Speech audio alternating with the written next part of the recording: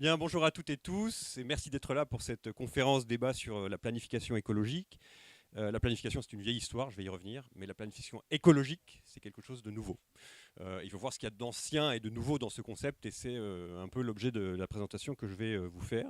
Je m'appelle Razmik Kocheyan, je suis sociologue, enseignant-chercheur en sociologie à l'Université Paris-Descartes, et je m'intéresse en général à l'écologie politique dans ses différentes dimensions, et notamment à cette question de la planification écologique. On a conçu cette formation avec Cédric Durand, qui l'a dispensée à 11 heures, donc c'est la même formation. Je ne sais pas s'il y a des gens qui étaient déjà là à 11 heures.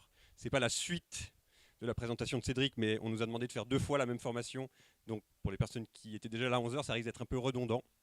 Donc vous de voir si vous voulez entendre 2 fois les mêmes choses ou si vous préférez aller écouter autre chose. Avec Cédric, on travaille à un livre sur la planification écologique dont on doit remettre le manuscrit en avril prochain et qui paraîtra dans une année. Et donc, ce que je vais présenter là, c'est toute une série d'idées qui sont en cours d'élaboration, hein. Il y a des choses qui sont un peu claires dans notre tête et d'autres qui sont nettement moins claires. Donc ce débat, c'est aussi une occasion d'élaborer collectivement pour quelque chose d'aussi nouveau que la planification écologique. On ne saurait prétendre avoir toutes les réponses et pas même les bonnes questions, parce que c'est souvent une affaire de trouver les bonnes questions. Et donc voilà, Cédric est économiste, donc il met l'accent sur l'aspect économique des choses. Moi, je suis sociologue. Donc évidemment, on a des approches un peu différentes du même objet, la planification écologique. Mais Cédric est un économiste qui s'intéresse beaucoup à la politique et moi un sociologue qui s'intéresse à l'économie. Du coup, on converge vers cet objet-là. Je vais essayer de ne pas être long, histoire qu'on puisse avoir un maximum de place pour le débat, parce que c'est ça qui est intéressant. Vous n'hésiterez pas aussi à m'interrompre si c'est pas clair, si je parle trop vite, ça m'arrive. Parfois je m'emballe, donc ça va trop vite ou c'est pas clair, etc. Donc n'hésitez pas à me faire signe, et particulièrement sur les aspects techniques, si j'oublie de parler dans le micro, vous me direz. Si je devais résumer en une formule ce que je vais vous raconter, c'est très simple. Si vous devez retenir une seule idée et puis ensuite réfléchir à cette idée-là, c'est l'idée suivante. C'est que la planification écologique, c'est la politisation de l'économie. La politisation de l'économie. En d'autres termes, dans les sociétés capitalistes, il y a une tendance que l'on constate historiquement à la différenciation de l'économie et de la politique. C'est une différenciation qui est en partie fictive, parce qu'évidemment l'économie est toujours politique en un certain sens. Il y a toujours une intervention de l'État, ne serait-ce que pour réguler par exemple l'activité économique. Mais en fait, le capitalisme se caractérise par le fait que deux champs ou deux sphères sociales, en fait il y en a davantage, se différencient au cours de l'histoire. D'un côté l'économie qui fonctionne d'après ses propres règles, et de l'autre la politique qui fonctionne d'après ses propres règles. Et donc, les acteurs politiques sont invités évidemment à ne pas intervenir dans l'économie, à laisser les opérateurs économiques intervenir eux-mêmes, faire leurs choix supposés rationnels d'investissement, etc. Nous, à l'inverse, ce qu'on propose, c'est de résorber en quelque sorte cette fracture historique en repolitisant l'économie, en disant l'économie n'est pas une sphère autonome, l'économie n'est pas que pour les acteurs économiques, les multinationales, les petites entreprises, les consommateurs, etc. Pour nous, l'économie doit être partie intégrante d'un projet politique, okay, d'une définition des besoins qui soit une définition démocratique et pas seulement laissée au marché, j'y reviendrai, et par conséquent, ceci conduit à une repolitisation de l'économie.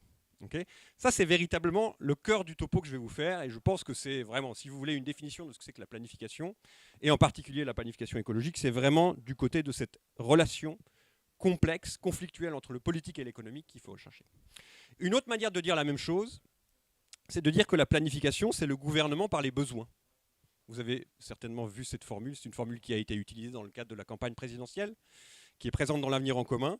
Le gouvernement par les besoins, ça veut dire qu'on ne laisse pas les besoins être définis et satisfaits par le marché, par le supposé pouvoir d'achat des consommateurs. Les besoins individuels et collectifs font l'objet d'une délibération démocratique. Et ensuite, on met l'appareil productif au service de la satisfaction des besoins démocratiquement définis. Le gouvernement par les besoins, c'est un synonyme de la planification. Okay, donc là, il y a deux formulations. Si vous deviez retenir qu'une seule chose de tout ce que je vais raconter, c'est ces deux formulations, certes approximatives, mais qui, à mon avis, vont au cœur du propos, qui est politiser ou repolitiser l'économie. Il y a différentes manières de le faire, bien sûr. Et gouverner par les besoins, c'est-à-dire faire en sorte que les besoins soient définis démocratiquement et pas seulement par le pouvoir d'achat, par essence inégalitaire dans les sociétés capitalistes, tel que cela se passe aujourd'hui. Ok ? Bon. Alors, je partirai de travaux récents de collègues qui sont des spécialistes de l'énergie. Et je citerai en particulier une enquête qui a été effectuée sous la responsabilité d'une collègue, en l'occurrence lausannoise, donc suisse, qui a travaillé sur des modèles de transition écologique et qui est parvenue au résultat suivant. C'est que vivre décemment, pour toute l'humanité, c'est quelque chose qui est parfaitement possible dans le cadre des limites des écosystèmes. Les calculs ont été faits en termes de besoins énergétiques, en d'autres termes de ponction sur les écosystèmes. Il est tout à fait possible qu'une humanité qui soit composée de 10 milliards de personnes, 10, donc ça fait beaucoup, eh bien, puisse vivre de manière relativement harmonieuse sur la planète telle qu'elle existe à l'heure actuelle. Dans le détail, ça donne une distribution des actifs, en quelque sorte, qui est la suivante. Un frigo et une gazinière par ménage. On parle à l'échelle de la planète ici, hein, pas que de la société française.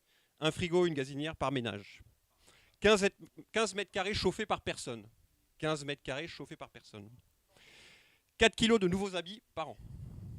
4 kilos de nouveaux habits par an. 500 à 15 000 km par an de mobilité.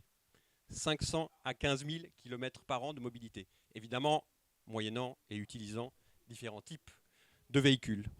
Un smartphone tous les 10 ans. Évidemment, il faut faire des smartphones durables, du coup, je vais en reparler. Un ordinateur par famille.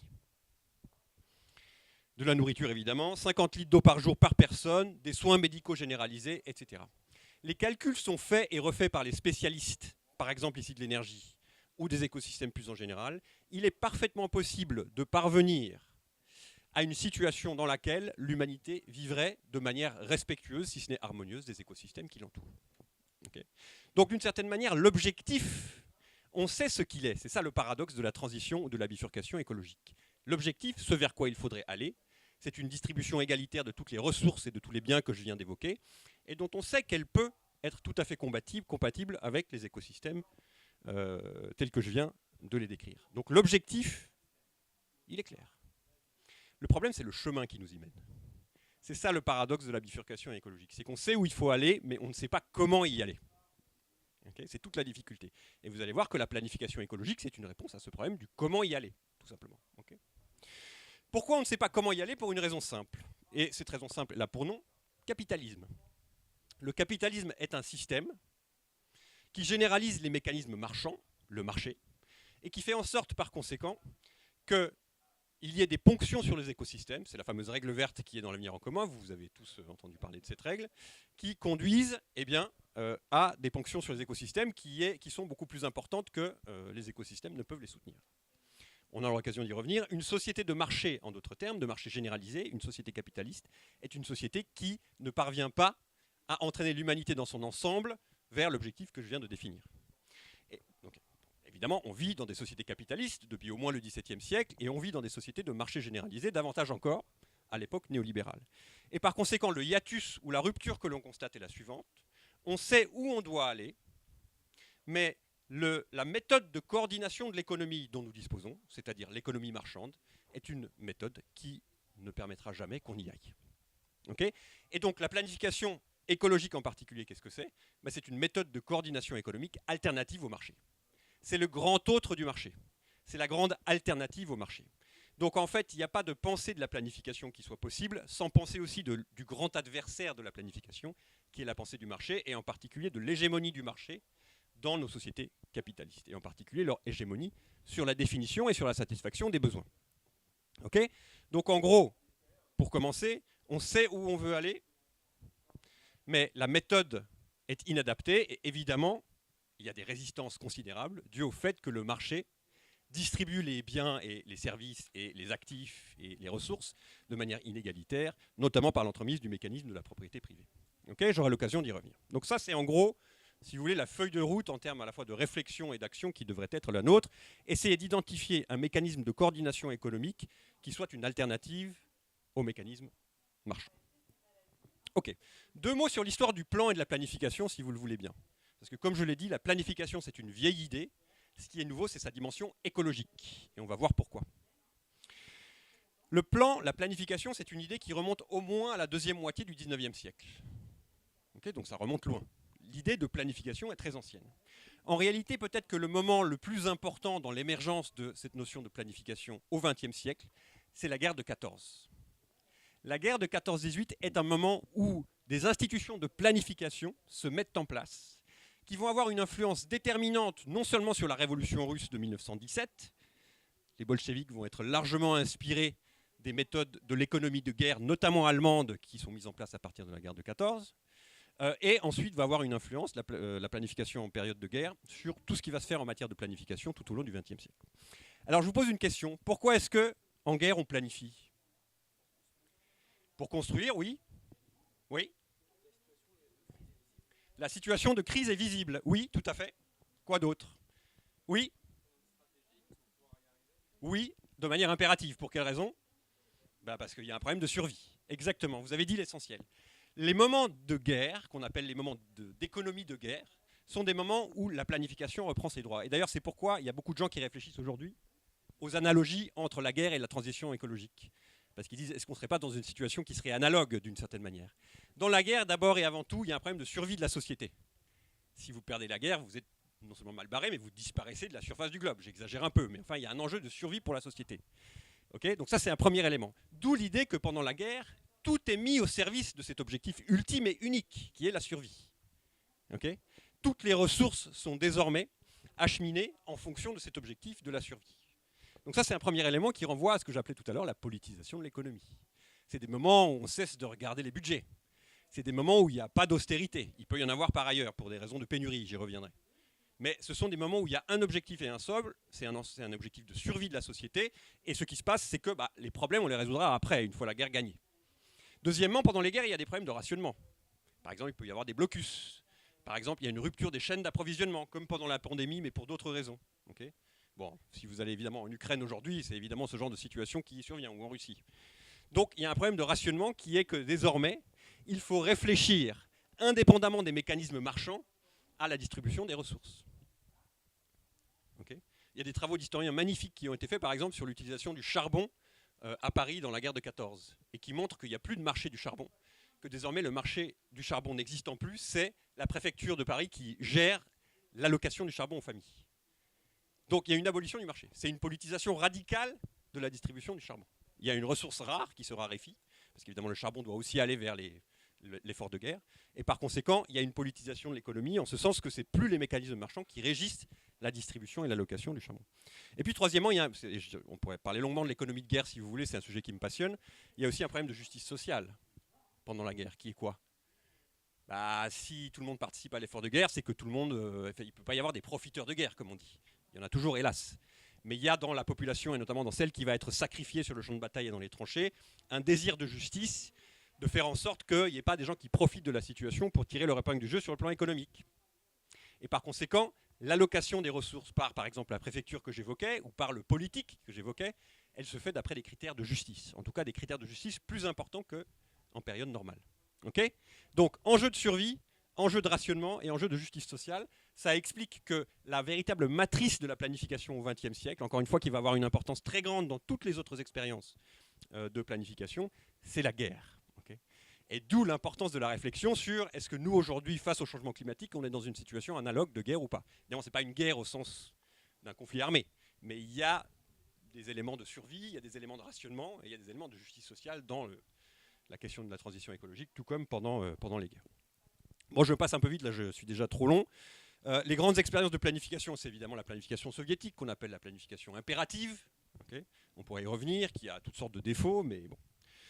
Il y a ensuite, après-guerre, en France, notamment une expérience qu'on appelle la planification indicative, ou la planification concertée, qui se fait autour du fameux commissariat au plan, qui a été récemment revitalisé, vous le savez, et confié à notre cher François Bayrou, dont on n'a plus de nouvelles d'ailleurs depuis. Je ne sais pas si vous savez s'il fait des choses. Il a remis un rapport sur la démographie, d'après ce que j'ai compris. Mais enfin, il est censé être l'héritier d'une grande tradition de planification à la française, qui n'est pas une planification impérative, mais qui est une planification indicative, ce qui signifie qu'en gros, il y a des commissions qu'on appelait des commissions de modernisation, qui intègrent dans les décisions de planification l'administration, le politique, les syndicats, les entreprises, etc. Ça dure pour un temps, pour pas très longtemps, mais ça a une importance très grande dans la redynamisation de l'économie française dans l'après-guerre. Et puis, dans les grandes expériences de planification à l'échelle globale, il y a aussi le Japon, il y a l'Inde, il y a la Corée du Sud. Ce sont toutes des expériences de planification où l'État joue un rôle central de stratège dans le décollage économique de tel ou tel pays. Okay, bon. Le point important auquel je voulais venir est le point suivant. C'est que tout ce dont je viens de vous parler là, la guerre de 14, la planification soviétique, la planification à la française, la planification au Japon, etc., tout ça, ce sont des formes de planification qu'il faut qualifier de productivistes. De productivistes, c'est la planification à l'ancienne. L'idée, c'est d'utiliser la planification pour produire toujours davantage. En gros, les 30 Glorieuses, vous le savez, c'est, entre autres choses, le produit de la planification concertée ou indicative à la française, et ça marche très très bien. Si vous voulez générer de la croissance dans la France d'après-guerre, la planification a exactement été le mécanisme par l'entremise duquel le marché n'a pas disparu, bien entendu. Dans la planification indicative, il y a toujours du marché, bien sûr. Mais c'est clairement une optique productiviste. Il faut produire toujours davantage, produire de la croissance, distribuer les fruits de la croissance, etc., etc. En d'autres termes, ce sont des formes de planification qui sont antérieures à la grande prise de conscience de la crise environnementale. Et donc, notre défi à nous qui vivons en ce début du XXIe siècle, c'est à la fois de nous inspirer de ce qui a été fait par le passé. Toutes les expériences que je viens d'évoquer ont du bon et du mauvais, donc il faut évidemment les revisiter de manière sérieuse et essayer de voir ce qu'on peut garder, et essayer évidemment d'écarter ce qui est néfaste. Mais il y a un défi qui est fondamental et qui, on ne sait pas si l'humanité pourra le relever, il m'arrive d'être pessimiste, comme vous, j'imagine, qui est de créer une forme de planification écologique. C'est-à-dire une forme de planification basée sur la sobriété, une forme de planification qui soit anti-productiviste. Okay ? Je pense que si on avait parlé d'une planification anti-productiviste à un commissaire au plan des années 60 en France, il aurait dit c'est une contradiction dans les termes. Ça n'existe pas. La planification, c'est fait pour faire de la croissance. Or, nous, ce qu'on veut, c'est faire de... Le mot décroissance est un mot chargé de toutes sortes de problèmes, mais au moins, ce qu'on veut, c'est de la décroissance matérielle. On veut utiliser moins d'objets, moins de ressources matérielles. Et donc, le grand défi qui est devant nous, et que le programme de l'avenir en commun et des chercheurs ont commencé à relever, c'est de créer de la planification écologique. Juste deux points importants, deux jalons importants dans l'histoire de l'émergence de cette problématique de la planification écologique. D'abord, il y a à partir des années 90, à l'échelle internationale, un courant qu'on appelle l'écosocialisme, en France, en Allemagne, aux États-Unis, avec des grandes figures qui sont souvent des universitaires au départ, plutôt des intellectuels que des mouvements, et qui vont mettre à profit leurs réflexions et leurs actions pour faire émerger cette problématique de la planification écologique. Donc c'est l'un des premiers moments où la planification spécifiquement écologique va émerger.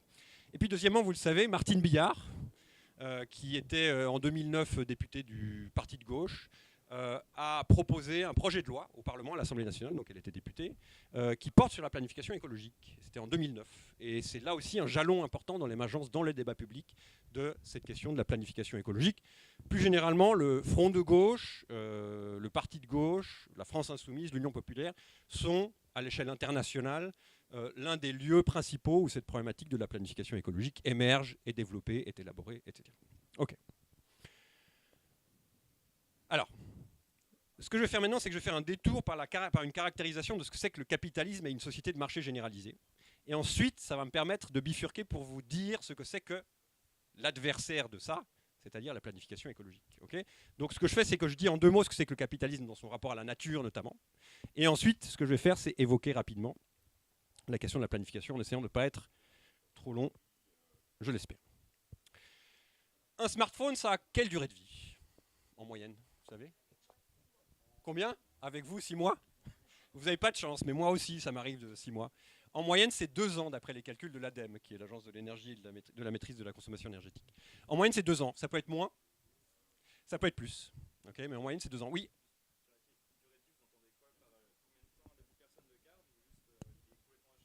Il n'est pas complètement HS parce qu'évidemment, il y a le problème de la réparation, il y a la question de la garantie, mais en gros, jusqu'à quel est le temps moyen auquel il est fonctionnel sans intervention ? Sans réparation majeure, en quelque sorte. Ok, donc c'est 2 ans. Le paradoxe, c'est quoi ? Le paradoxe, c'est pas que ça dure 2 ans. Le paradoxe, c'est qu'on saurait faire plus durable. On sait parfaitement faire plus durable. C'est ça ce qui est intéressant dans le capitalisme. C'est pas qu'il y ait des choses qui ne soient pas durables. Il y a plein de choses qui ne sont pas durables dans la vie, ça arrive. Mais on saurait faire plus durable et on ne le fait pas. Et ce qu'il faut comprendre véritablement, c'est pourquoi le capitalisme crée des marchandises dont le temps de vie est plus ou moins délibérément raccourci, comme les smartphones ou toutes sortes d'autres objets. Oui ?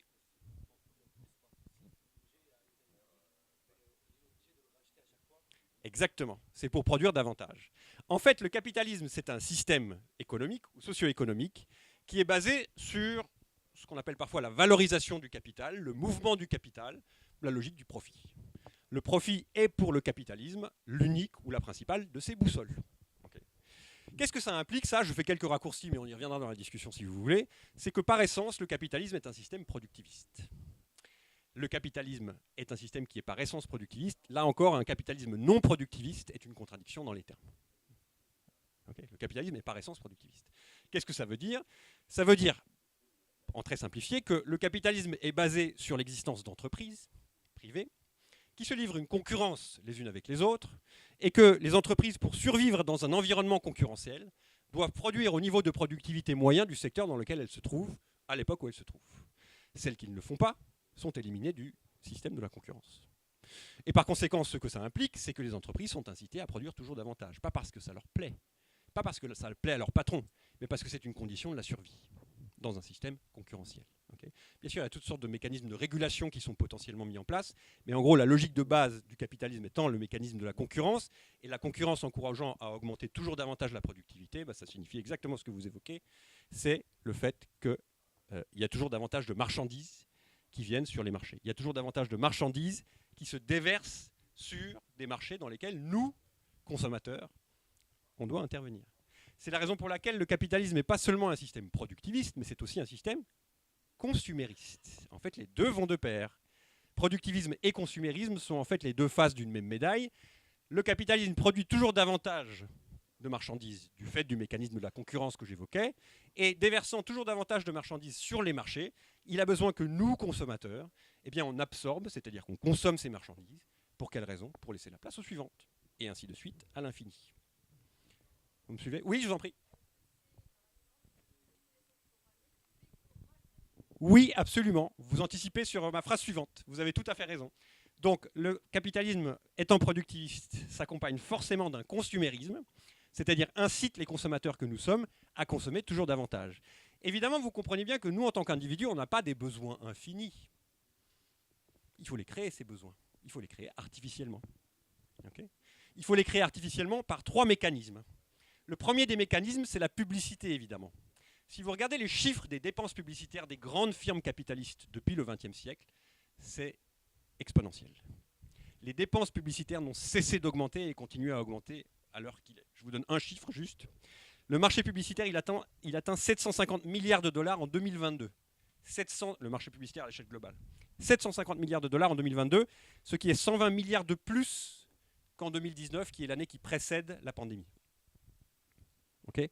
Et c'est vraiment une tendance qui continue à s'accentuer avec, vous le savez, aujourd'hui des formes de publicité nouvelles comme la publicité dite ciblée sur Internet, sur les réseaux sociaux, qui, d'une certaine manière, dépassent les formes de publicité classiques que nous connaissons.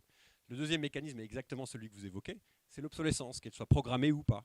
En d'autres termes, on construit des marchandises alors qu'on saurait construire des marchandises durables, des marchandises qui ne sont pas durables, dont le cycle de vie est court, et par conséquent, qui sont des marchandises qui vont dépérir rapidement et inciter le consommateur à racheter rapidement d'autres marchandises. L'obsolescence programmée, c'est une obsolescence frauduleuse qui est délibérément programmée par l'entreprise. Mais elle n'a pas besoin d'être nécessairement programmée. On peut simplement mettre des matériaux qui ne sont pas durables, qui sont mauvais pour l'environnement, qui sont mauvais pour la santé des individus, pour faire en sorte que, par exemple, un smartphone qui pourrait durer 10 ans ne dure que 2 ans. Oui. Tout à fait. Leur argument, en fait, quand vous leur dites ça, c'est que oui, mais c'est pour baisser le coût pour le consommateur. C'est ça la difficulté. Et c'est un véritable argument. Donc il faut savoir contrer.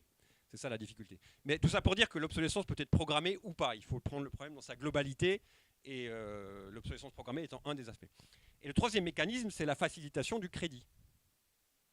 L'expansion constante du crédit privé qui incite les individus à acheter. Alors c'est moins visible ici, mais si vous allez dans les pays de tradition anglo-américaine, par exemple, les gens ont plusieurs cartes bancaires, ils sont tous à découvert, il y a ce qu'on appelle un keynésianisme privé qui fait que le consommateur peut largement vivre à crédit et par conséquent, même dans des conditions de compression des salaires comme dans le néolibéralisme, continuer à absorber des marchandises dont il ou elle n'a pas besoin ou qui sont des marchandises dont la publicité l'a incité à les acheter. Donc, je vous donne la parole dans une seconde. Publicité, obsolescence programmée ou pas, et facilitation constante des conditions du crédit, ce que certains appellent keynésianisme privé pour dire les individus sont incités à vivre à crédit. C'est ce qu'un collègue appelle la fabrique de l'homme endetté. La fabrique de l'homme endetté. Les gens sont endettés en quelque sorte en permanence. La dette n'est plus du tout une condition provisoire dans la vie des individus, c'est quelque chose qui est constant. Bon, ça va exactement à ça. Oui.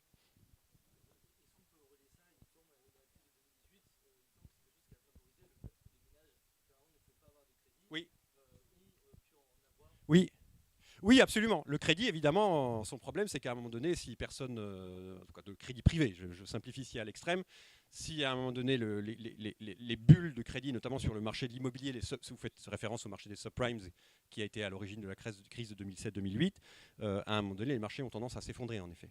Alors là, ce n'est pas sur la consommation privée au sens de la consommation de téléphones portables, etc. C'est plutôt sur l'immobilier.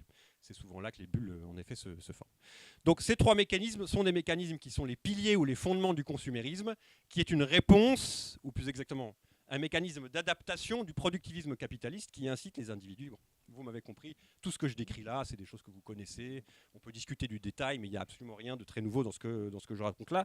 Cette dialectique du productivisme et du consumérisme et la fabrication de besoins artificiels pour que des marchandises qui se déversent en permanence sur les marchés puissent être achetées et ainsi de suite à l'infini, c'est le mécanisme du marché tel que tout le monde le connaît. Arrive la crise environnementale. Le capitalisme tel que je l'ai décrit, c'est un capitalisme qui est un système plein de contradictions. Par exemple, Karl Marx dit que pour un patron, ses salariés sont ses adversaires, mais les salariés des autres sont ses alliés. Vous connaissez peut-être ce passage. Pour quelle raison ? Tout simplement parce qu'il doit compresser en permanence les salaires de ses propres salariés pour que la plus-value qu'il tire de leur travail soit d'autant plus importante, les profits qu'il fait. Mais de l'autre côté, comme il a besoin d'écouler ses marchandises, il faut bien que quelqu'un les achète. Et par conséquent, il espère que les autres patrons ne vont pas se livrer au même mécanisme que lui pour que les gens aient du pouvoir d'achat et puissent acheter des voitures, par exemple, ou des chaussures, etc. Il y a une contradiction fondamentale, en d'autres termes, dans le capitalisme, qui est qu'il y a une tendance à la compression des salaires d'un côté, et de l'autre, il y a besoin d'une demande, comme disent les économistes, et que si vous comprimez les salaires... Tout ça pour vous dire qu'il y a des contradictions internes à la logique du capitalisme. La crise environnementale, c'est la manifestation d'une autre contradiction de ce type. C'est ce que certains appellent la seconde contradiction. La première contradiction, c'est la contradiction entre le capital et le travail. La deuxième contradiction, c'est la contradiction entre le capital et la nature. Le capital et les ressources naturelles. Ce qui éclate sous nos yeux, c'est le fait que cette dynamique du productivisme et du consumérisme capitaliste est une dynamique qui est intenable sur la durée. Oui, elle a duré 150 ans, 200 ans, mais on arrive au moment où il faut absolument inventer autre chose, parce que c'est le destin de l'humanité, ou même la survie de l'humanité, qui est désormais en jeu. Okay ? Donc je le répète, le diagnostic qui est fait par un tas de gens, et pas seulement des marxistes, loin de là, c'est que la logique économique productiviste et consumériste qui sous-tend le système, tel que je viens de l'esquisser à grands traits, est une logique qui est intenable à long terme. Elle entraîne, pour toutes sortes de raisons, l'humanité à sa perte. Alors, je me limite sur 3 raisons qui expliquent le mécanisme sous-jacent à cette contradiction entre le capital et la nature. Pour quelles raisons le capitalisme, en d'autres termes, est mauvais pour la nature ? Okay. Il y a au moins 3 raisons. Et puis ensuite, on pourra revenir, si vous voulez, dans la discussion sur davantage de détails. Première raison, pensez à ce que c'est qu'une marchandise. Un smartphone, une voiture, un avion. Une marchandise, c'est... Tout à fait. Une marchandise, c'est un objet déjà, tout simplement. C'est un objet qui est constitué de ressources naturelles. Et ces ressources naturelles, elles sont transformées par le travail humain. C'est ça, une marchandise au sens de Marx, de l'économie politique classique, de l'économie même dominante. Une marchandise, c'est des ressources naturelles, quelles qu'elles soient, plus ou moins difficiles à extraire, plus ou moins rares, évidemment, qui sont transformées par le travail humain. Okay ? Si vous y réfléchissez bien, pendant toute l'histoire du capitalisme, ces marchandises, elles ont été plus ou moins gratuites. C'est ce qu'on pourrait appeler un don de Dieu au capital. Ça appartient à tout le monde, mais depuis au moins le XVIIe siècle, vous avez un mouvement d'appropriation privée de ces marchandises et de valorisation par le capital de ces marchandises, de valorisation par l'exploitation du travail humain. C'est pour ça que les 2 dimensions du capitalisme, exploitation de la nature, exploitation du travail, sont les 2 liées. Okay ? Donc ce qui se passe, c'est que de plus en plus, on constate le fait que ces ressources naturelles qui étaient autrefois gratuites en quelque sorte, et que le capital pouvait s'accaparer, évidemment moyennant de la violence, souvent de la violence armée à l'égard des populations. Tout à fait. Il apparaît un peu avant, mais il se développe avec les colonies, vous avez tout à fait raison.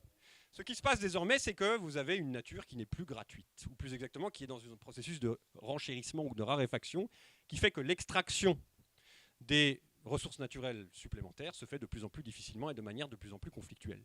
Donc ce qui allait de soi, c'est-à-dire la mise à disposition par la nature de ressources naturelles pour l'accumulation du capital, c'est-à-dire la production par le travail humain de marchandises toujours nouvelles, est un mécanisme qui est enrayé par la raréfaction de ces ressources naturelles. À quoi s'ajoute le fait que, comme vous le savez, le capitalisme, il a toutes sortes d'effets néfastes. Les pollutions, par exemple. Les écosystèmes sont aujourd'hui, on le sait de plus en plus, le réceptacle des effets néfastes, les économistes parlent d'externalités négatives, vous avez peut-être entendu ce terme, des effets néfastes, par exemple les pollutions de l'accumulation du capital. Or, évidemment, les écosystèmes ne résistent pas, sont endommagés, il y a des effondrements locaux ou globaux, etc. Donc la première raison, c'est qu'il y a une raréfaction des matières premières sur lesquelles repose le capitalisme, qui est tout ce que la nature avait mis à disposition du capital antérieurement et qui n'est plus à disposition tout simplement parce que c'est en voie de raréfaction. Okay, bon. Deuxième dimension, c'est que le capital, il n'a qu'une seule dimension, c'est la dimension du profit, je l'ai dit. Le capital, il est indifférent à l'impact humain et environnemental de sa propre dynamique. Il s'en fiche de savoir si les gens sont heureux. Il s'en fiche de savoir si la nature et les écosystèmes sont en bon état ou pas. Sa seule boussole, je l'ai dit, c'est le profit. Okay, alors évidemment, il peut arriver que par l'entremise des destructions environnementales ou des pollutions, des phénomènes qui soient néfastes à l'accumulation du capital surviennent. Si par exemple des pollutions sont suscitées par l'accumulation du capital et que ces pollutions entraînent des maladies chez les travailleurs, il y a un risque que les travailleurs en question, évidemment, soient moins productifs et que ceci pèse à la baisse sur le taux de profit. Vous voyez ce que je veux dire. Donc par l'entremise de la santé des travailleurs, vous pouvez très bien avoir, et des travailleuses, vous pouvez très bien avoir un effet négatif sur le profit. Mais en dernière instance, ce qui intéresse le capitalisme, c'est uniquement le profit.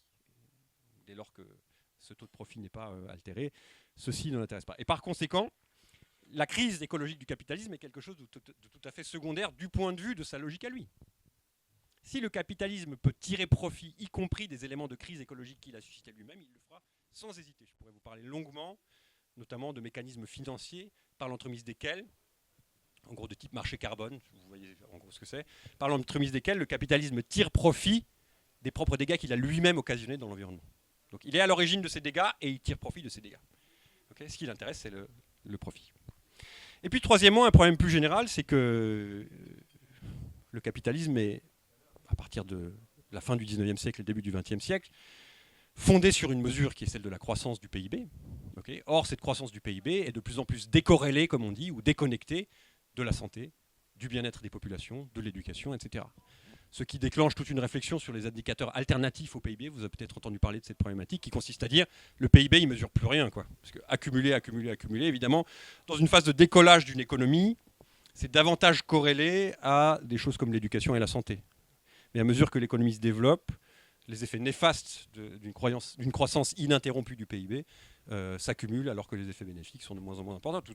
D'où l'idée d'un mouvement, je ne vais pas développer, j'avais prévu de le faire mais ça nous entraînerait trop loin, qui est un mouvement qui est international, notamment qui est pris en charge par les Nations Unies, d'essayer de substituer ou en tout cas de renforcer des indicateurs de bien-être, de richesse pas uniquement matérielle, d'éducation et de santé qui soient alternatifs au PIB.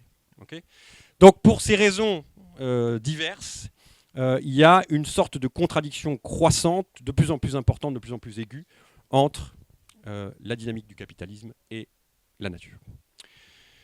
D'où l'importance de penser la planification dans sa dimension écologique. Et là, je viens à la définition de ce que c'est que la planification écologique, et je ne vais pas tarder à conclure pour qu'on passe au débat. À partir de cette critique du capitalisme, il faut partir en quête d'un système alternatif. Et ceci, le terme alternatif, c'est tout simplement la planification écologique. Je vais définir dans une seconde la planification sous ses différents aspects, mais je voudrais dire d'abord deux choses, en quelque sorte pour dédramatiser le débat. D'abord, il faut voir que le capitalisme lui-même planifie. Le capitalisme lui-même, ce n'est pas un système de marché pur. Si vous réfléchissez à ce que c'est qu'une grande firme multinationale, prenez Total par exemple, prenez Amazon, ces grandes firmes, c'est ce qu'on pourrait appeler des îlots de planification. À l'intérieur de Total, ce n'est pas un marché. Il y a des chefs, un chef en l'occurrence, des sous-chefs, des sous-sous-chefs, et ainsi de suite jusqu'aux salariés. Donc c'est un système de planification. Il y a des gens qui donnent des ordres, et il y a des gens qui appliquent les ordres, et puis on se projette dans 1 année, 5 ans, on se demande si, etc.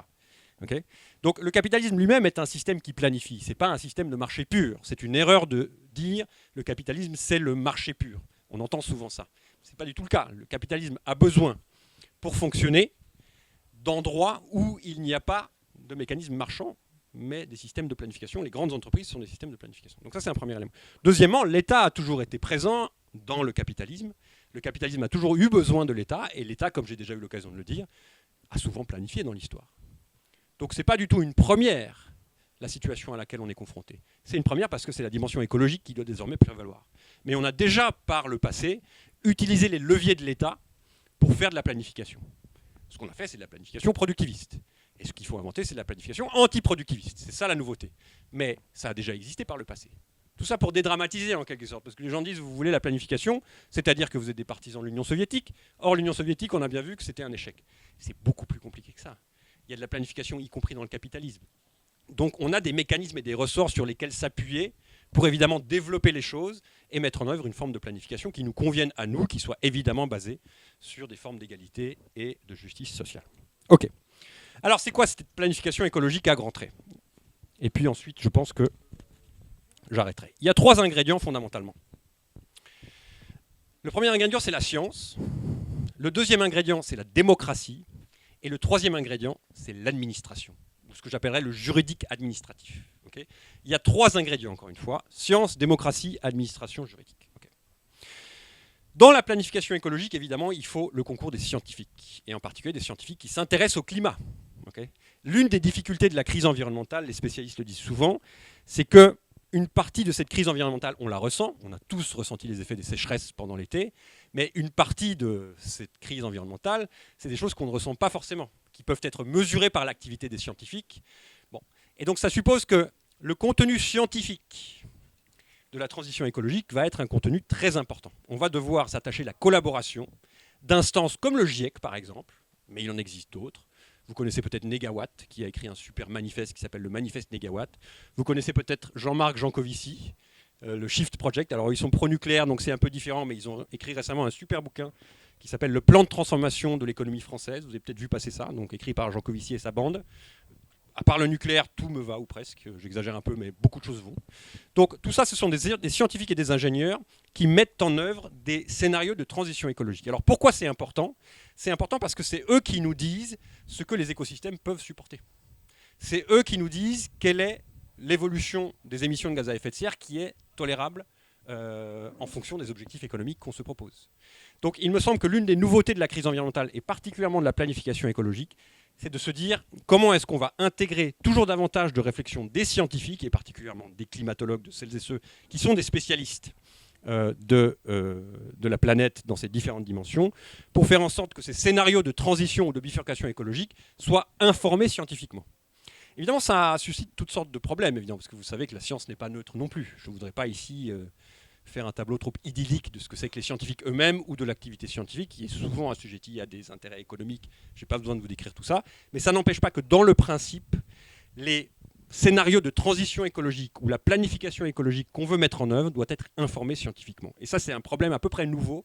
Les scientifiques et les ingénieurs ont une importance très grande dans les expériences de planification passées, mais là, il y a quelque chose de vraiment nouveau parce que des instances comme le GIEC doivent véritablement nous dire ce qui est de l'ordre du possible et de l'impossible du point de vue de la survie des écosystèmes et de la survie de la planète plus en général. Donc ça, c'est un sujet sur lequel, à mon avis, il faut qu'on débatte davantage et particulièrement, il faut qu'on réfléchisse aux alliances éventuelles qu'on va passer avec des secteurs scientifiques qui ne sont pas forcément spontanément nos camarades, si vous voulez. Ce n'est pas comme ça que le problème se pose, mais qui disposent de savoirs qui vont être très importants dans l'élaboration de la planification écologique telle qu'on... D'une certaine manière, la science doit nous fournir un cadre dans lequel on va pouvoir débattre de la question de la planification. Bon, on y reviendra, si vous voulez, par la suite. Deuxièmement, la démocratie, évidemment. La planification écologique, elle doit être fondamentalement démocratique. Alors, les choses doivent se passer, me semble-t-il, autour de la question de la définition démocratique des besoins. Des besoins. Vous avez compris que dans le cadre du marché, c'est le marché qui définit et qui satisfait les besoins, en fonction de votre pouvoir d'achat. Si vous avez un grand pouvoir d'achat, rien ne vous empêche de vous acheter 3-4 voitures polluantes. Mais si vous n'en avez pas, certains de vos besoins les plus impérieux, les plus nécessaires, ne seront pas satisfaits. Donc, en fait, le marché, c'est un mécanisme de définition et de satisfaction ou de non-satisfaction des besoins. C'est ça, le marché. Nous, ce qu'on veut faire, c'est parvenir à une délibération démocratique sur les besoins, qui conduise à une hiérarchisation des besoins individuels et collectifs en fonction de ce qu'il est possible de faire, tel que défini par les scientifiques. D'où le lien avec le premier point. Les scientifiques proposent le cadre. Voici les émissions de gaz à effet de serre maximales que vous devez respecter. Dans ce cadre-là, une délibération démocratique doit avoir lieu sur les besoins des uns et des autres. Donc il ne faut pas, en aucun cas, laisser le marché opérer, pour la raison que j'évoquais tout à l'heure, qui est que le marché est par essence productiviste et consumériste. Okay, et donc ça doit donner lieu à une délibération démocratique sur les besoins. Celle-ci peut prendre la forme suivante. Alors, c'est une des versions est dans le livret de l'avenir en commun sur la planification écologique, vous avez probablement lu ça, mais on peut réfléchir à plusieurs manières d'opérer. Quand on délibère sur les besoins et sur leur soutenabilité, à part la science elle-même telle que je l'évoquais, le mieux c'est de partir de l'échelle la plus basse. L'échelle la plus basse, c'est la commune, et c'est l'entreprise. C'est là où les individus sont le mieux placés pour délibérer de ce dont ils ont besoin, individuellement et collectivement. Ça renvoie à une grande tradition qui est la tradition de la commune au sens de la commune de Paris, mais qui est aussi la tradition des soviets, qui ne se posaient pas ce problème en ces termes-là, parce que l'Union soviétique était productiviste, et le problème n'était pas de faire de la planification écologique. Mais l'idée selon laquelle la définition sur le bien-être, les besoins, la production et la consommation va se faire à l'échelle la plus basse, la commune et l'entreprise, c'est une grande tradition à gauche, il n'y a aucun doute là-dessus. Donc on commence par délibérer, par exemple une fois l'an, à l'échelle de la commune et de l'entreprise, sur les besoins qu'on veut satisfaire, qu'on estime légitimes, compte tenu des contraintes, encore une fois, qui ont été imposées par la science. Okay, on peut ensuite passer à l'échelon du département. À l'échelon du département, ce qu'il est possible de faire, c'est par exemple des conventions citoyennes. Si vous avez des besoins collectifs qui s'expriment à l'échelle du département, mais qu'il y a des formes de rationnement parce que les scientifiques nous ont imposé telle ou telle construction, mais pas les deux, parce que les ressources sont en voie de raréfaction, il est tout à fait possible de s'inspirer de ce qui a été fait par la Convention citoyenne.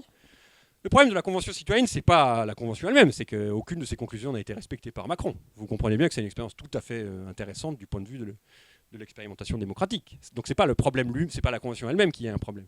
C'est un modèle dont on peut parfaitement s'inspirer, et qui s'inspire d'ailleurs d'expérimentation démocratique bien antérieure à la Convention citoyenne elle-même.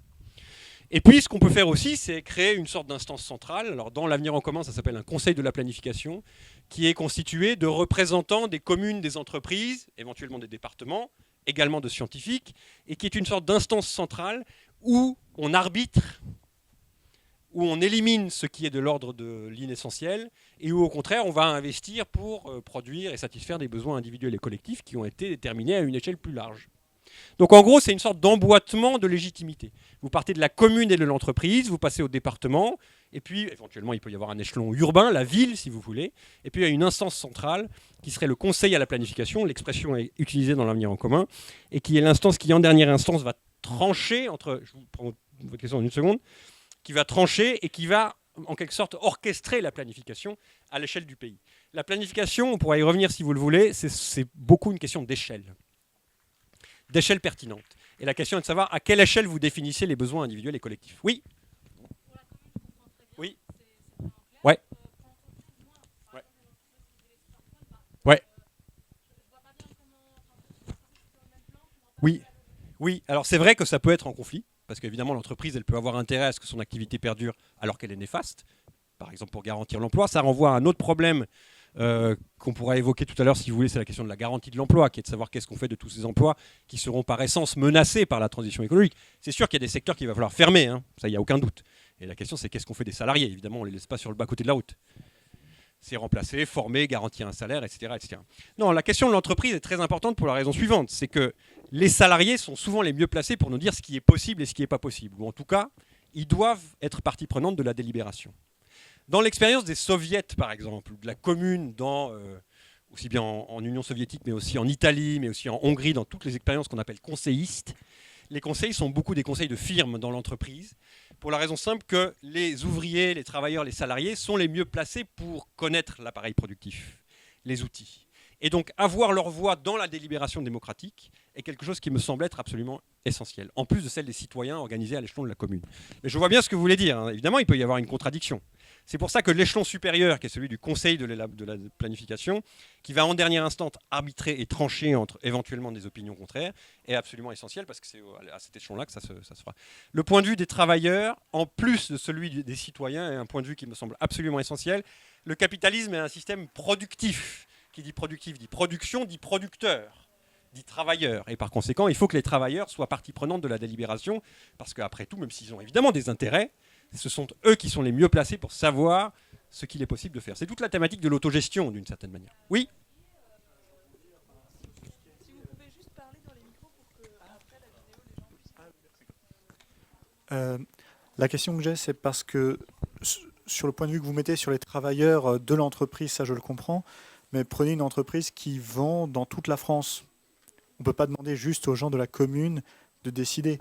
Oui. Comment est-ce qu'on fait pour Oui, bien sûr. pour les niveaux que vous avez? Une boîte qui vend dans toute la France ou qui vend que dans une région?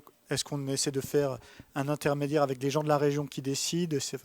Ça dépend le problème auquel vous essayez de répondre. Est-ce que le problème, c'est celui de la fermeture des entreprises polluantes ou est-ce que le problème, c'est celui de la définition des besoins? Moi, je distinguerais Définition les deux. des besoins. Pardon. La définition des besoins, à mon avis, elle se fait à la fois par les citoyens et par les travailleuses-travailleurs. Mais ça n'implique pas que quand on estime que, par exemple, Total est une entreprise polluante et qu'on veut sortir des hydrocarbures, une décision soit prise sur le plan central pour fermer cette entreprise et accompagner les salariés dans la transition. Je vous redonne la parole dans une seconde, je termine juste sur un point. Évidemment, en dernière instance, c'est l'Assemblée nationale qui est souveraine dans tout ce dispositif, et notamment pour fermer. Pour les décisions qui engagent la légitimité de l'État et même de la nation, pourrait-on dire, il faut forcément que l'Assemblée nationale, qui en quelque sorte parachève ce dispositif, soit l'instance qui va décider de dire désormais Total c'est fini parce que les hydrocarbures c'est fini. Vous voyez ce que je veux dire? Donc je pense qu'il y a deux problèmes différents. Il y a la délibération sur qu'est-ce qu'un besoin légitime dans un contexte de crise environnementale, et il faut sortir la définition des besoins du marché, du productivisme et du consumérisme. Et autre chose, c'est de savoir quelles sont les entreprises et les secteurs de l'économie qui sont trop polluants et qui doivent être définitivement fermés. Définitivement, ça ne veut pas dire que ça se fera en 24 heures.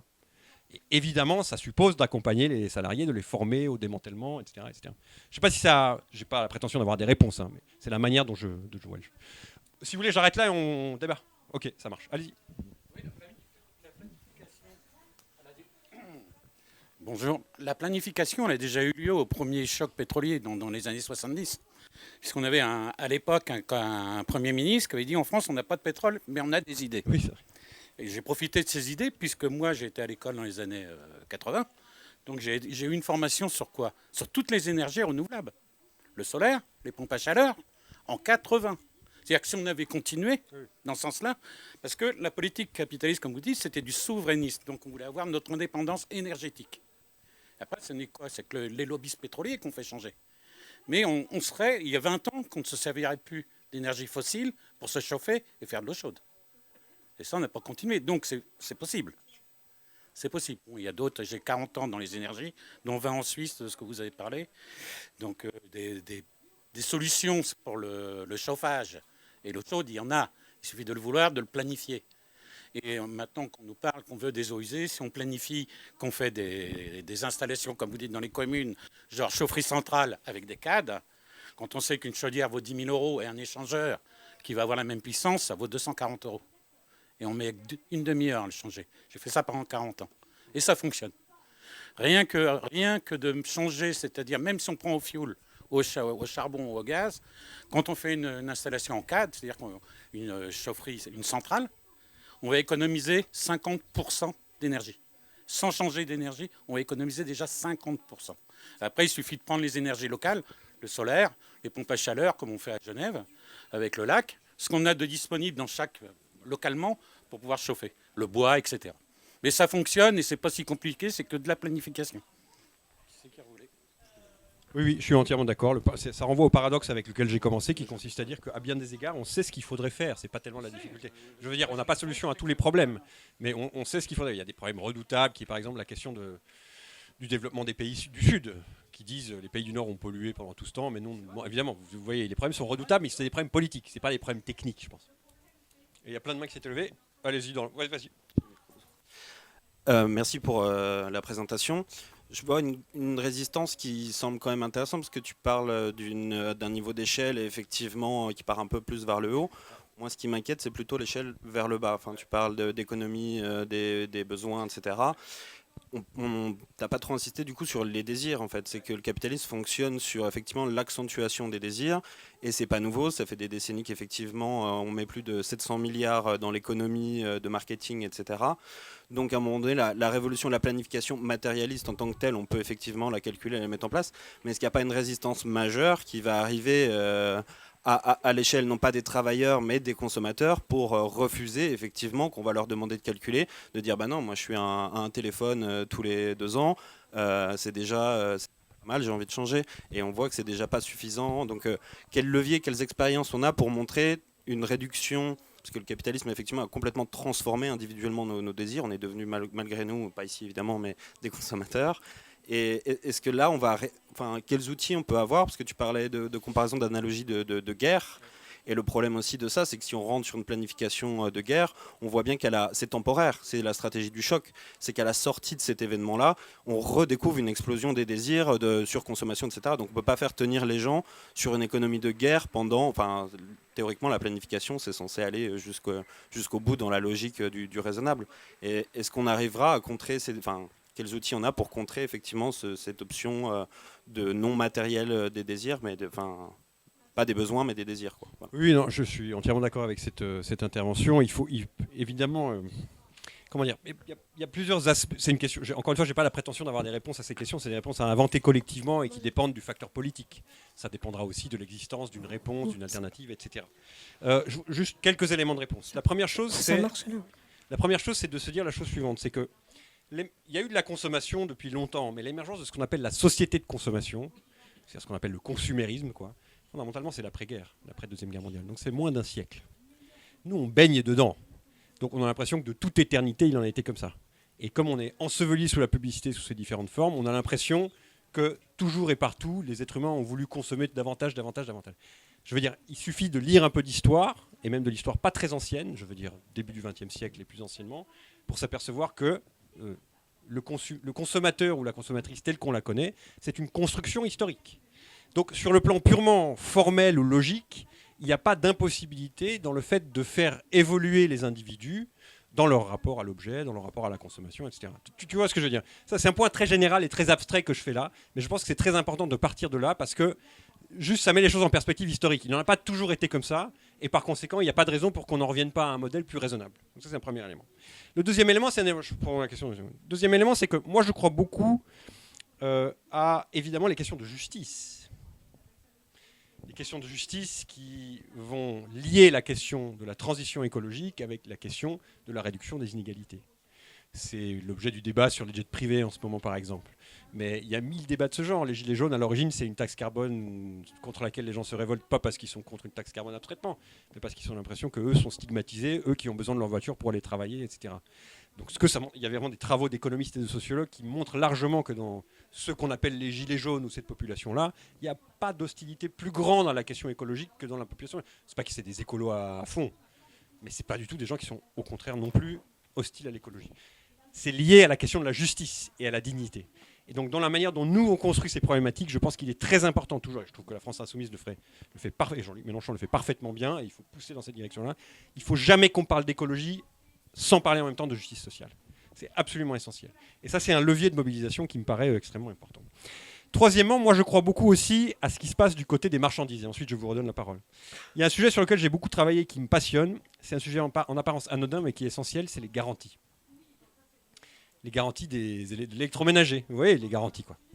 En fait, il y a des enquêtes qui montrent que 80% des appareils électroménagers sous garantie sont ramenés aux fabricants ou à l'enseigne pour être réparés. Dès lors que la marchandise n'est plus sous garantie, on tombe à 40%, ou même encore moins. Donc il y a une sensibilité assez grande du public à la question de la garantie. Des garanties publiques, je ne parle pas des garanties commerciales qui sont les garanties supplémentaires que vous pouvez racheter par exemple pour votre smartphone. Donc cette bataille autour des garanties est une bataille absolument centrale parce qu'il est faux de dire que l'imaginaire de la réparation a complètement disparu de l'esprit de nos contemporains. Les gens réparent, parce que les gens ont conscience largement de ce truc-là. Parce que c'est, par exemple, parce que le prix est plus modique, parce que pour toutes sortes de raisons. Okay, et donc il y a une bataille autour de ça. Évidemment, dès lors que vous augmentez les garanties en durée, qu'est-ce que ça incite les fabricants à faire? Aussi à mettre en circulation des marchandises plus durables. Donc c'est un levier absolument fondamental, me semble-t-il, les garanties. Du côté de l'appareil productif, du côté des marchandises, ça a l'air de rien, mais c'est absolument fondamental. Il y a une bataille politique fondamentale qui doit jouer là-dessus, pour faire en sorte que les individus... L'une des implications de ça, c'est qu'évidemment, il faut reconstruire un secteur de la réparation. Parce qu'aujourd'hui, si vous allez chercher un réparateur électroménager... Oui, tout à fait, mais... Oui, tout à fait. Mais pour en rester à la réparation, à part la réparation automobile, où là, vous trouvez évidemment des concessionnaires qui vont vous réparer. Aujourd'hui, si vous, dans une grande ville, si vous cherchez un réparateur électroménager, c'est extrêmement difficile. Il reste quelques cordonniers éventuellement. Donc, il faut recréer un secteur de la réparation qui, plus, avec l'allongement des durées garanties, va créer un rapport à l'objet qui est un rapport qui va être dans une relation plus durable. C'est des éléments de réponse parmi d'autres, hein, mais à mon avis, c'est plus l'interdiction de la publicité. Ça va sans dire. Oui. Peut-être qu'il faut parler dans le marché. Oui, alors moi je voulais juste rebondir, mais en fait vous avez répondu aussi sur ce qu'a dit le camarade là sur l'aspect désir et se poser la question. Et là, bon, c'est vrai que vous avez fait une démonstration technique, on peut arriver techniquement à cette planification. Voilà, moi j'adhère complètement à ce que vous dites. Mais ce qui m'inquiète le plus, c'est tous les freins psychologiques que vous avez soulevés. Et comment, nous, en tant que Français Insoumise, on peut arriver à, soit à travers l'éducation, moi je crois beaucoup à l'éducation, je suis enseignante, j'étais enseignante, et donc je pense que ça part très tôt et que voilà, on a un rôle tellement majeur pour former ces nouveaux esprits et ces nouveaux aller vers ça. Mais en attendant, bon, ça va prendre peut-être des décennies. Et comment arriver, oui, à avoir des leviers qui fassent que voilà, à lever ces freins psychologiques, qui sont quand même extrêmement importants et on ne peut pas les occulter, à mon sens. Enfin, juste pour ajouter un élément à ce que je dis, je suis tout à fait d'accord sur l'éducation. Il y a aussi tout simplement la loi. Enfin, il y a plein d'interdits dans nos sociétés. Sans tomber dans la dictature verte. Non, mais bien sûr. Mais je veux dire, si à un moment donné, on est obligé de choisir entre des feux de forêt, des méga feux de forêt et dire aux gens, vous aurez qu'un smartphone par décennie plutôt que tous les ans, et que ce soit l'objet d'une délibération démocratique et que le souverain tranche, c'est-à-dire l'Assemblée nationale, il y aura une loi et c'est tout. Oui, il y aura une loi. Le consommateur n'est pas souverain. Ce qui est souverain, c'est le souverain, c'est-à-dire l'Assemblée nationale, c'est-à-dire le peuple en tant qu'il vote. Moi, je suis absolument pour utiliser l'instrument de la loi aussi. Hein. Évidemment, ça présente une difficulté au sens où c'est un combat politique. Il y a un combat aussi pour l'hégémonie culturelle, comme on dit parfois. C'est-à-dire que dans la tête des gens, il y a autre chose qui se passe que le consumérisme. Mais moi, d'abord, je ne suis pas pour exagérer l'ancrage du consumérisme. Les 3 piliers que j'ai identifiés là avec d'autres, la publicité, l'obsolescence et le crédit, si vous combattez ces 3 piliers-là, si par exemple vous faites reculer massivement la publicité de l'espace public, déjà ça a des effets. Si sur l'obsolescence vous créez des biens durables plutôt que des biens jetables, ça a des effets aussi dans le rapport que les gens vont avoir aux objets, comme les générations antérieures. Hein. La civilisation du jetable, c'est quelque chose de relativement récent. C'est la société de consommation. Il y a plein de mains qui se lèvent derrière, pardon. Ouais. En fait, c'est le micro qui va donner la légitimité de la parole. Oui, je voulais revenir sur la question du cadre, parce que vous confiez aux scientifiques le soin de définir ce cadre à l'échelle macroscopique ou mondiale, on va dire. Il me semble que vu les idées qui se développent aujourd'hui, et compte tenu des difficultés qu'il y a pour les vivants, pour le vivant en général, il manque dans votre architecture quelque chose qui relève d'une forme de prise de parole de ce vivant-là, ou de représentativité ou de représentation de ce vivant dans ce processus. Parce que là, il me semble qu'on part que de la technique et de la consommation, finalement, enfin des usages, et on ne part pas des capacités réelles et qui peuvent être variables suivant les territoires où on se situe. Oui, je suis entièrement d'accord. Il reste à savoir comment on fait parler ce vivant et comment on l'intègre dans la délibération, mais il y a dans l'écologie politique contemporaine toutes sortes de réflexions très intéressantes sur, par exemple, l'attribution de droits à la nature, l'attribution d'une voix à la nature. Évidemment, il y a des dispositifs qui, là, relèvent pas de la science proprement dite, mais qui doivent être absolument intégrés à nos réflexions. J'espère que je n'ai pas sonné trop scientiste dans ma présentation, parce que ce n'est pas ce que je voulais faire. Disons, l'idée, c'est que une science critique, une science démocratique et citoyenne doit être partie intégrante de l'information sur la base de laquelle la planification écologique doit délibérer. C'était ça mon message. Parce que les sciences du climat sont complexes, parce que la crise environnementale est une crise d'une très grande complexité et que par conséquent, on a besoin de l'apport. C'est ce qui s'est passé au moment de la Convention citoyenne. Vous savez peut-être que dans un premier moment, au moment de la Convention citoyenne, il y a eu des auditions de scientifiques, notamment du GIEC, auxquels les conventionnels posaient toutes sortes de questions après un exposé. Okay. Là, c'est le citoyen lambda qui n'a pas de compétences particulières sur l'environnement qui interroge le scientifique à partir de ses propres préoccupations. Ça me paraît être une manière parmi d'autres possibles, intelligente, pragmatique et pas scientiste pour le coup. scientiste, je veux dire, on ne fait pas une confiance aveugle à la science et aux scientifiques, bien sûr. Parce qu'on sait que la science, c'est aussi le nucléaire, la guerre nucléaire, etc.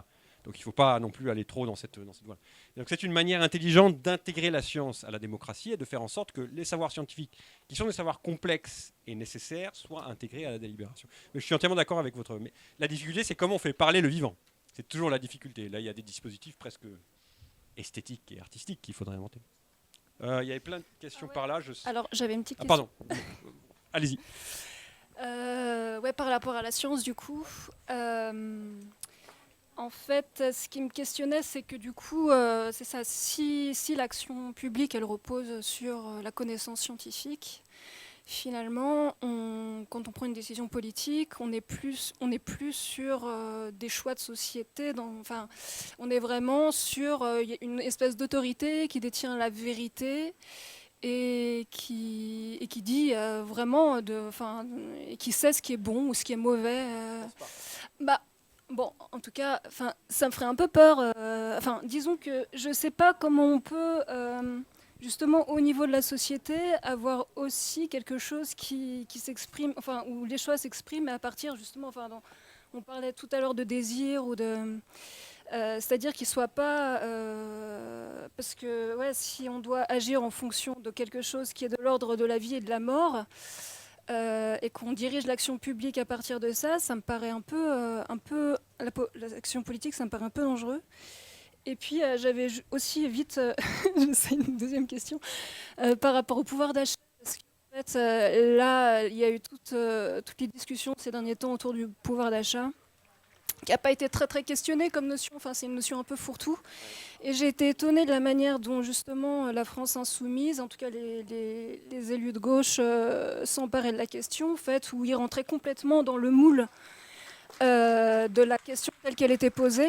Et alors que c'est un terme qui peut être éminemment capitaliste, en tout cas qui légitime, qui cautionne le capitalisme, et qu'il n'y avait pas de proposition d'une terminologie un peu alternative à ça pour rebâtir autre chose que seulement le citoyen consommateur. Voilà. Oui, merci pour ces deux questions, je suis entièrement d'accord.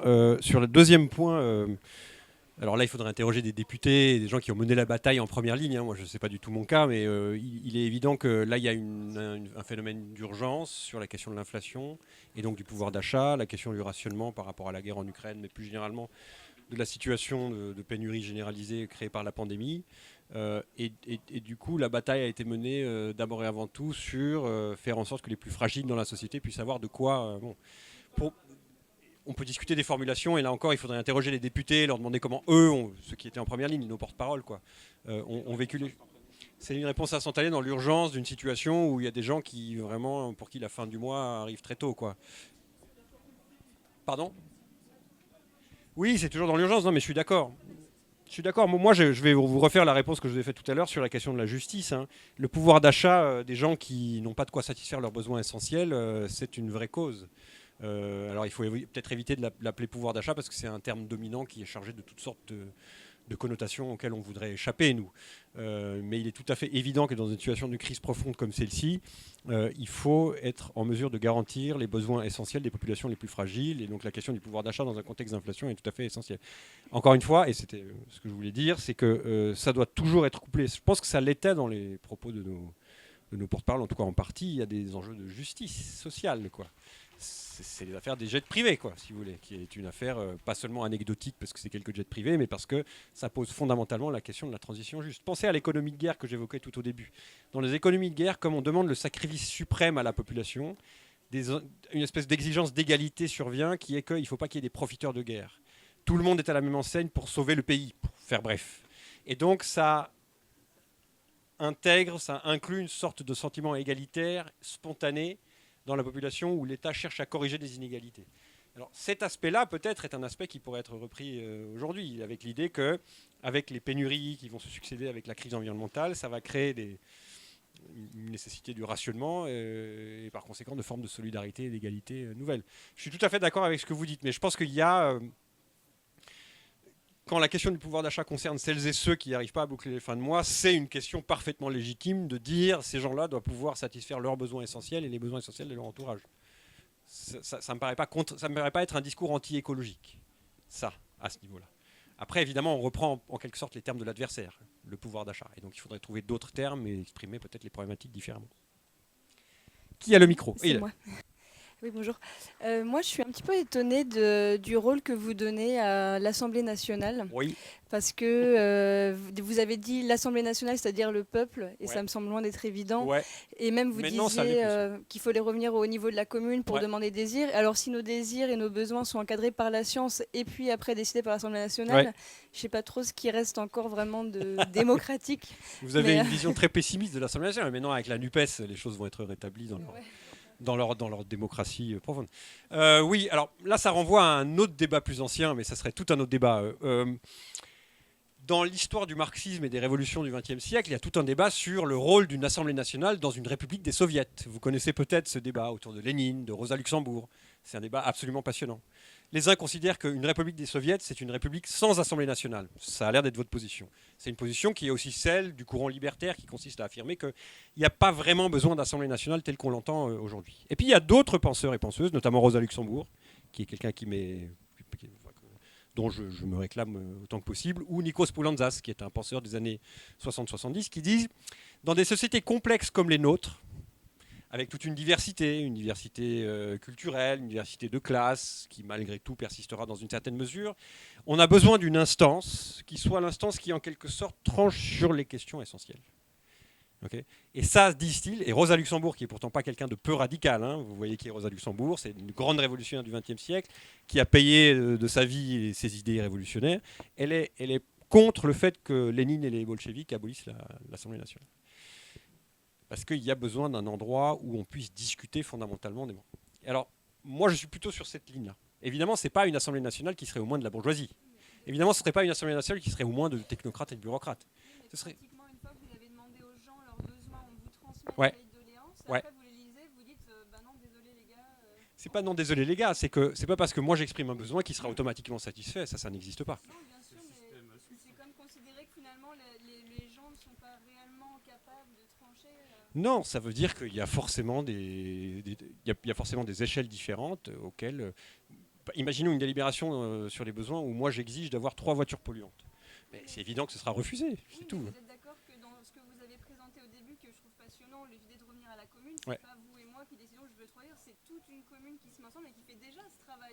Donc c'est de la représentation déjà. Bah oui, voilà. Oui, le problème c'est qu'en France, par exemple, si on prend la France, il n'y a pas qu'une seule commune, il y en a 36 000. Donc il faut une instance qui tranche. Imaginez que vous allez par exemple construire une gare. Vous n'allez pas en construire une dans chaque commune, au sens d'une grande gare TGV, ou etc. Ou peut-être que vous allez en faire une dans chaque commune, parce que vous avez les ressources pour le faire. Dans ce cas-là, vous n'imaginez pas que les lois peuvent changer par rapport à chaque commune, parce que chaque commune n'aura pas les mêmes besoins. Si vous habitez en altitude, en montagne, dans une ville, vous n'aurez pas les mêmes besoins. Donc totalement. Les lois doivent non, mais bien sûr. Et d'ailleurs, et vous avez évoqué le système suisse à un instant, moi ça c'est encore un tout autre débat, hein, c'est la question du fédéralisme en fait, c'est-à-dire du fait qu'on prend des décisions à l'échelon le plus bas. Dans la tradition révolutionnaire, anarchiste notamment, mais aussi chez Marx, il y a une forme de fédéralisme qui consiste à dire que la légitimité est toujours à l'échelon le plus bas, sauf quand le problème ne peut pas être tranché à cette échelle-là et qu'il faut monter à l'échelon supérieur. Et il y a des problèmes, ce que vous dites est tout à fait légitime, tout ce qui pourra être décidé à l'échelon d'une commune, en termes de planification écologique, le sera. Mais il y a des choses qui ne pourront pas l'être. Pour toutes sortes de raisons. Parce que par exemple, une entreprise a de l'activité sur plusieurs communes, sur plusieurs régions, dans toute la France, parce que c'est une grande multinationale, pas une multinationale, une grande entreprise française par exemple, au sens de numériquement importante. Et donc il faut une instance qui soit à l'échelon du pays plus en général. Vous voyez ce que je veux dire? Je pense que les deux choses ne sont pas incompatibles. Dans la commune de Paris elle-même, vous aviez un pouvoir à l'échelon des arrondissements, mais vous aviez la commune elle-même aussi. La politique, la question de la souveraineté, c'est toujours une question d'échelon. Vous voyez ce que je veux dire? Moi, je pense qu'on est d'accord. Je pense qu'on est d'accord. Je pense que tout ce qui peut être décidé à l'échelon de la commune et de ses spécificités doit l'être en termes de planification. Mais il y a des choses qui relèvent d'un échelon supérieur. Moi, je pense, mais on peut ne pas penser la même chose, que en dernière instance, l'existence d'une Assemblée nationale aussi représentative que possible, ça c'est un autre aspect, évidemment, que l'Assemblée nationale ne soit pas représentative de la population, ne soit pas légitime, etc., c'est un autre problème, mais imaginons qu'elle le soit, représentative et légitime. L'existence d'une Assemblée nationale, pour moi, est dans des sociétés complexes, inévitable. Et si vous voulez réfléchir à la dimension démocratique de la planification, vous êtes obligé de réfléchir à comment rendre l'Assemblée nationale légitime, alors. Légitime. Oui, absolument, bien sûr. Ouais. La planification, c'est une question de démocratie. Absolument. La planification, c'est... En fait, le procès... Je n'ai pas du tout abordé les questions historiques et notamment de critique du modèle soviétique. Parce que quand on... Aujourd'hui, l'un des trucs qu'on nous oppose souvent, je l'ai dit, c'est que quand on parle de planification, vous êtes pro-régime soviétique. L'une des difficultés du régime soviétique, c'est que c'était une planification non démocratique. Vous aviez un ensemble de bureaucrates dans un ministère qui décidait de la quantité de chaussures ou de vêtements à produire par an, sans en aucune façon, ou très peu, savoir ce qu'étaient les besoins de la population en termes de chaussures ou de vêtements. Donc c'est une sorte de planification qu'on appelle impérative au sens où c'est autoritaire, quoi, si vous voulez, et qui n'est évidemment pas le modèle de planification qu'on veut. Nous, ce qu'on veut, c'est une planification aussi démocratique que possible. Mais démocratique, ça ne veut pas dire que chaque individu aura ce qu'il entend, ni même chaque commune. Parce que les ressources sont rares, et que les ressources étant rares, il faut trancher à un moment donné. Et trancher, c'est forcément à l'échelon de l'ensemble, et pas seulement à l'échelon de la commune. Oui, mais la planification par référendum, ça peut être intéressant. Le référendum peut être, comme en Suisse, puisque vous avez l'air de connaître le régime, un instrument parmi d'autres qui est très... Ça n'empêche pas du tout d'avoir un parlement. Vous pouvez faire un référendum ou ce qu'on appelle en Suisse une initiative populaire, qui est un référendum où c'est la population qui réunit toute une série de signatures. Tout est possible. Moi, je suis absolument pour l'innovation démocratique, notamment dans son lien avec la planification. Et je vous invite, sur la Convention citoyenne, il y a un livre intéressant d'un certain Thierry Pech, qui se trouve être par ailleurs le président de la fondation Terra Nova, pas exactement un camarade à nous, mais le livre est intéressant parce qu'il vous décrit dans le détail ce qu'a été au quotidien le travail de la Convention citoyenne. Franchement, il y a des trucs à prendre pour des gens comme nous. Je veux dire, c'est pas la Commune de Paris, mais il y a des choses à prendre. Le problème de la Convention, c'est pas que la Convention elle-même était une mauvaise idée. C'est que ça n'a pas été, aucune des préconisations de la Convention ou presque a été respectée. C'est ça le problème. Oui. Bonjour, moi j'ai 3 ordres de questions. Le premier, ça rejoint un peu la première, c'est quelle est la place du commun en fait si l'État devient central dans la planification. Donc quelle est la place du commun? Est-ce que c'est pas finalement l'échelon le plus pertinent? Le deuxième ordre de question, c'est comment on fait pour confronter une planification qui se fait à l'échelle nationale dans l'ordre de la division internationale du travail. Et le troisième ordre de question, c'est quelle confrontation avec les droits fondamentaux, parce qu'en fait finalement une planification ça va nécessairement confronter avec les droits fondamentaux. Je pense directement à la liberté du travail, à la liberté d'entreprendre, et la troisième c'est surtout la liberté à une vie familiale normale si on augmente ou on réduit les cadres de travail. Comment on rééchelonne et comment en fait on re-hiérarchise les droits fondamentaux autour de la planification? Est-ce que la planification devrait être primaire, ce qu'on peut penser si on est dans une économie de guerre typiquement, ou est-ce que quelle est la place qu'elle doit prendre dans l'ordonnancement juridique? J'ai absolument aucune réponse à vos questions, mais elles sont excellentes. D'abord sur les communs. Je veux pas non plus, tout comme je voulais pas être trop scientiste, je veux pas non plus être trop étatiste dans ma présentation. L'État, évidemment, c'est un ensemble de leviers qu'on va pouvoir utiliser pour faire de la planification et pour organiser la démocratie, parce que l'État, c'est aussi ça. Mais il y a 2 choses à signaler. La première, c'est que l'État lui-même doit être transformé dans ce processus. Okay ? Il doit être approfondi dans sa dimension démocratique. Évidemment, on peut dire que c'est une vaste tâche, mais c'est une tâche indispensable. L'État dont il est question, tout comme l'Assemblée nationale dont il est question, seront des instances qui, dans le processus même de la planification, seront profondément transformées. Par exemple, l'État des 30 Glorieuses autour du commissariat au plan, par l'entremise de ces commissions de modernisation, est un État qui intégrait en son sein des réflexions venues du secteur syndical. Ça a duré assez peu de temps et c'est entré en crise assez vite, mais c'est un modèle intéressant, du secteur patronal, etc. Donc c'est un État qui faisait place non seulement à une composante administrative pure, mais qui intégrait dans ses réflexions, et notamment dans les objectifs indicatifs de planification, des réflexions venues du monde syndical, etc. C'est ça que j'entends, une transformation de l'État. Ça, c'est quelque chose de très important. C'est pour ça que je ne veux pas sonner trop étatiste au sens de c'est l'État tel qu'il existe aujourd'hui, dans toute sa dimension bureaucratique et néolibérale. On va prendre cet État, on va faire de la planification, ça va être super. Forcément, l'État lui-même sera transformé dans l'opération. Ce qui m'amène à la question de la propriété étatique, la question des communs, la propriété privée, qui était votre première question, si j'ai bien compris. Les communs, vous voyez ce que c'est. Les communs, c'est une notion de bien commun ou de commun plus exactement, qui consiste à affirmer qu'en plus de la propriété privée et de la propriété étatique, il y a une troisième forme, vous me corrigez si je me trompe, mais je crois que c'est ça, la propriété étatique et la propriété privée, il y a une troisième forme de propriété qui est la propriété commune et qui est la propriété des usages. Allez-y, je vous en prie.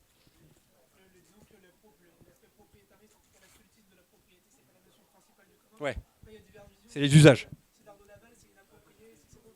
Oui, tout à fait. Mais en gros, la propriété, c'est pas donc dans la propriété commune, dans les communs, il n'y a pas d'appropriation au sens de la propriété privée ou de la propriété étatique. Il y a un usage. Et cet usage fait que personne ne s'approprie la ressource, mais en use. Okay. Typiquement, il y a une prix Nobel de l'économie 2008, je crois, quelque chose comme ça, Elinor Ostrom, qui est une des rares femmes prix Nobel de l'économie, une Norvégienne aujourd'hui décédée, qui est une des grandes théoriciennes des communs, qui prend l'exemple de la gestion de bancs de poissons dans un lac et des communautés qui sont autour du lac et qui vivent de ces bancs de poissons et qui, par l'usage, sont capables de gérer les stocks de poissons intelligemment, sans faire de productivisme et en même temps en laissant l'écosystème. Bon. Alors évidemment que dans ces expériences de planification que j'évoquais, les communs peuvent tout à fait avoir une place. Je pense que les formes de propriété qui sous-tendront les expériences de planification à venir, de planification écologique, seront des formes de propriété mixtes. Il n'y a absolument aucune difficulté par rapport à ça. J'ajouterais, je vous redonne la parole, que l'État peut protéger les communs du marché. Parce que évidemment, les communs, c'est-à-dire non pas l'appropriation mais les usages, ça existe quand c'est utilisé par des usagers, mais c'est toujours en proie aussi aux forces du marché et aux forces de l'appropriation privée. Et donc il faut une force équivalente, celle de l'État parfois, pour empêcher que le marché s'approprie les bancs de poissons ou les communs, etc. Donc tout ça pour dire que les formes de propriété qui seront à l'œuvre dans les expériences de planification peuvent tout à fait être mixtes. Dans les expériences passées, c'est souvent l'État, évidemment, il n'y avait pas de commun au sens où vous l'évoquez.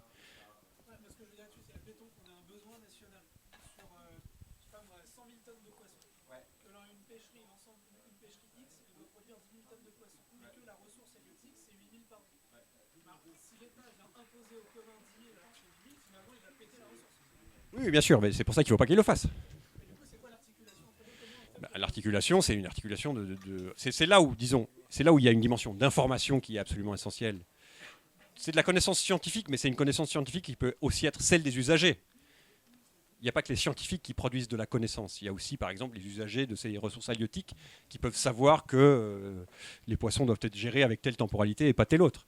Bah, évidemment, la préservation de la ressource est la condition sine qua non de la survivance de la communauté autour du lac, et il est évident que c'est dans ce sens-là qu'il faut trancher. Mais c'est une délibération démocratique. Autrement dit, votre souci, c'est que l'État soit productiviste et que les communs soient empêchés d'exister en tant que communs parce que l'État leur imposerait des... Ça peut arriver, non, bien sûr. Dans ce cas-là, ce serait une mauvaise idée qu'il faudrait corriger. Vous pensez que c'est quelque chose de systématique? Moi, je ne crois pas que ce soit systématique. Ça peut arriver.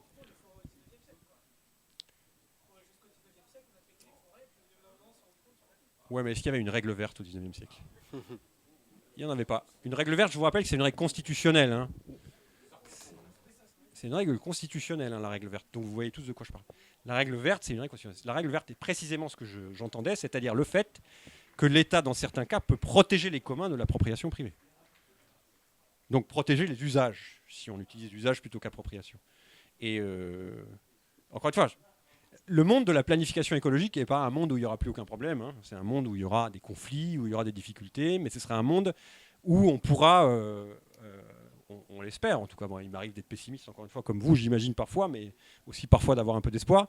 Si on considère que le marché et le capitalisme sont à l'origine de la tragédie climatique et environnementale dans laquelle on est, il faut trouver une alternative qui soit meilleure. Moi, ce que je dis, c'est que ce n'est pas parfait la planification écologique, mais c'est meilleur que le marché. Vous voyez sur vos deux autres questions, sur la question internationale, c'est un vaste débat. Hein, il y a la question de la relocalisation, du protectionnisme.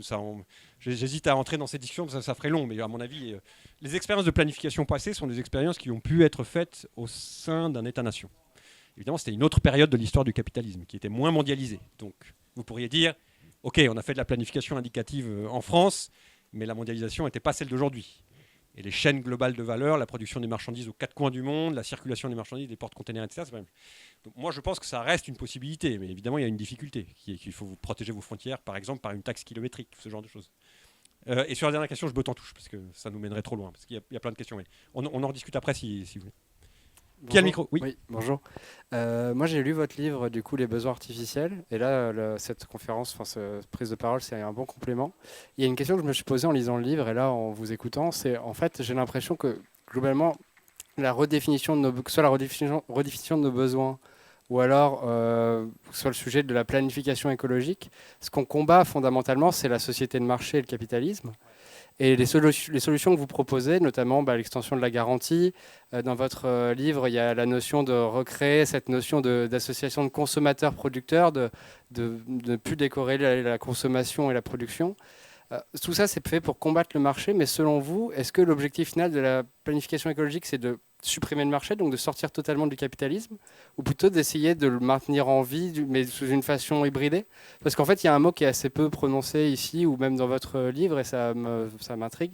C'est est-ce qu'au final, la planification écologique, c'est une forme de communisme, ou c'est plutôt quelque chose qui est en adéquation avec le marché? C'est quoi votre vision là-dessus? La réponse dans le livre apparaître l'année prochaine avec Cédric Durand. Ça, en fait, bien. on n'a pas tranché. Comment dire? Je suis désolé. Non, c'est une très bonne question. Évidemment, toutes les questions sont excellentes. Ça m'aide beaucoup d'ailleurs à réfléchir. Évidemment que l'horizon est un horizon communiste. Pour toutes sortes de raisons, et notamment parce que moi, nous, on réfléchit dans un cadre qui est le cadre d'un marxisme et du communisme, et que par conséquent, c'est vers ça qu'on va. Donc, l'objectif est exactement celui-là. La planification écologique, c'est la création d'une société dont, si possible, le marché, les mécanismes marchands ont été éliminés ou demeurent résiduels, c'est-à-dire insignifiants, quoi. Okay. Donc ça, c'est l'objectif. La question, c'est le rythme auquel on y va. La question, c'est celle de ce que Trotsky appelait le programme de transition. Okay. Et du rythme de cette transition. Et là, on a une incertitude. C'est-à-dire que, de deux choses l'une, soit on considère que ce qu'on propose, c'est une forme de keynésianisme radical. Okay. Un keynésianisme radical, c'est un keynésianisme écologisé. Que ce qu'on appelle gouvernement par les besoins, c'est en fait une sorte de politique de la demande, mais une politique de la demande où il y a une conditionnalité verte extrêmement forte, la règle verte, tout ça. Ouais, il y a un énorme carcan, c'est vraiment, il y a plein d'interdits, il n'y a plus de publicité, etc. Mais on est quand même dans un gouvernement par les besoins au sens d'une politique de la demande, comme on dit classiquement. Donc ça, c'est une première version. Une autre version, c'est de dire que d'emblée, par la démocratie, on sort la définition et la satisfaction des besoins par le marché. Donc on sort tout de suite. Donc là, il y a deux possibilités. On est face à une bifurcation. La réponse à cette question, en fait, ce n'est pas une réponse technique, c'est une réponse politique. C'est ça, c'est là où il y a une incertitude de notre part, mais c'est aussi une incertitude qui vous concerne, vous, tout le monde ici. C'est-à-dire que si on sort immédiatement la définition et la satisfaction des besoins du marché, ça implique un niveau d'affrontement avec les forces du capital dont on a de la peine à l'imaginer. C'est-à-dire c'est un niveau de conflictualité sociale inimaginable par nos générations. Je veux dire, c'est de l'ordre de la révolution russe, c'est de l'ordre de, je sais pas, d'une guerre, enfin... Vous voyez ce que je veux dire, c'est même ce que les Européens, l'Union européenne a fait de la Grèce, par exemple, en termes d'appauvrissement de la population, de dégradation des conditions de santé, de travail, etc., c'est de cet ordre-là et en bien pire, quoi. Vous voyez ? Donc c'est une question politique, en fait, de savoir si on sort tout de suite la question de la satisfaction des besoins du marché, ou s'il y a une période de transition pendant laquelle on oscille entre les deux, et en fait ce qu'on est en train de faire, c'est une sorte de keynésianisme vert, mais par la mobilisation politique, on va vers le communisme. En fait, on va savoir en marchant, et on va savoir en marchant, notamment, moi mon espoir avec la NUPES et avec l'Union populaire, avec la France insoumise, c'est que comme c'est politique, il faut une force politique qui porte ce projet-là. Et si cette force politique, elle y parvient, bah, ce sera la deuxième version, c'est-à-dire la version communiste.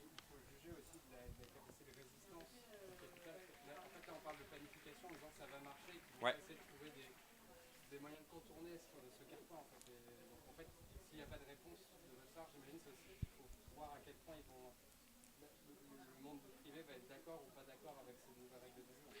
Le capitalisme planifie, je l'ai dit, ça c'est sûr. Le capitalisme peut planifier quand ça l'arrange. Il n'y a aucun problème par rapport à ça. C'est déjà arrivé, ça arrivera peut-être de nouveau à l'avenir.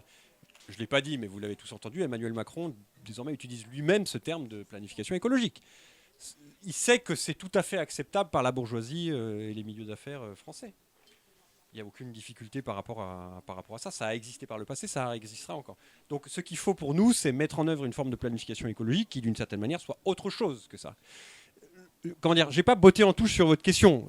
La réponse, elle dépend d'un facteur politique qu'il est difficile de prédire. C'est juste ça. La réponse, c'est que je suis un communiste, au sens générique du terme, pas au sens du Parti communiste français, au sens générique du terme. Voilà. Et c'est ça l'horizon, quoi. Oui. Oui, moi j'aurais besoin d'une petite précision. Quand vous définissez les communs à partir de la notion d'usage, oui. Et ça me gêne un peu parce que je ne pense pas qu'on puisse parler d'usage de l'air quand on respire.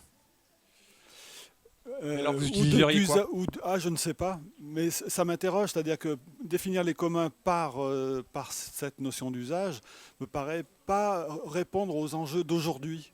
Ça correspond peut-être à un état de la réflexion à la fin des années 2000, mais pas maintenant, quoi. Et il faudrait, je pense, trouver un autre terme qui montre qu'il y a quelque chose qui est au-delà de nous-mêmes, et y compris des humains. Oui, vous vouliez réagir au mot usage.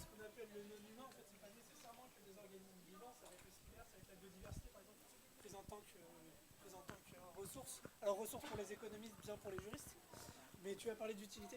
Tu vas parler d'utilité parce que quand tu respires de l'air, tu vas prendre de l'air, tu vas te l'approprier. Donc quelque part, tu vas être propriétaire quand tu vas utiliser l'air qu'il y a dans tes poumons. Mais tu n'altères pas la substance totale de tout ce qu'il y a sur l'air. Donc tu n'altères pas la substance du bien, qui va être l'atmosphère, mais tu vas en avoir l'utilité. Tu vois ce que je veux dire ou pas? Et en fait, ton intérêt...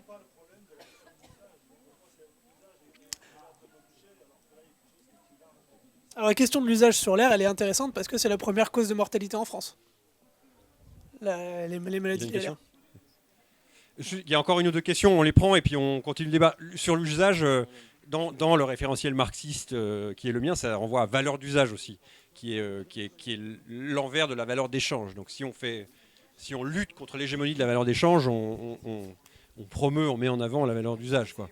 Mais ça a peut-être toutes sortes d'inconvénients. Oui. Oui, merci pour la formation que j'ai trouvée très... dont l'analyse, on va dire philosophique, économique, tout ça, j'ai trouvé ça très pertinent, intéressant et super clair. J'aimerais ajouter un peu injecter... Alors j'ai un peu deux éléments, deux idées par rapport à tout ça, que je suis d'accord à peu près tout, mais il y a par exemple une formule sur laquelle j'aimerais revenir, et c'est la formule, c'est la survie de l'humanité qui est en jeu. Bon, il y a eu un petit peu aussi des propos qui ont été liés à cette question, mais c'est un peu de. J'aimerais qu'ici, surtout, j'aimerais qu'on se remette en question cette formule, dans le sens où un peu de la même manière qu'on s'est décentré quand on mettait la Terre au centre de l'univers, et qu'on essaye d'arrêter de mettre l'humain au centre de la Terre. Et bon, ça paraît un peu spirituel comme ça, mais c'est pas ce qui est voulu.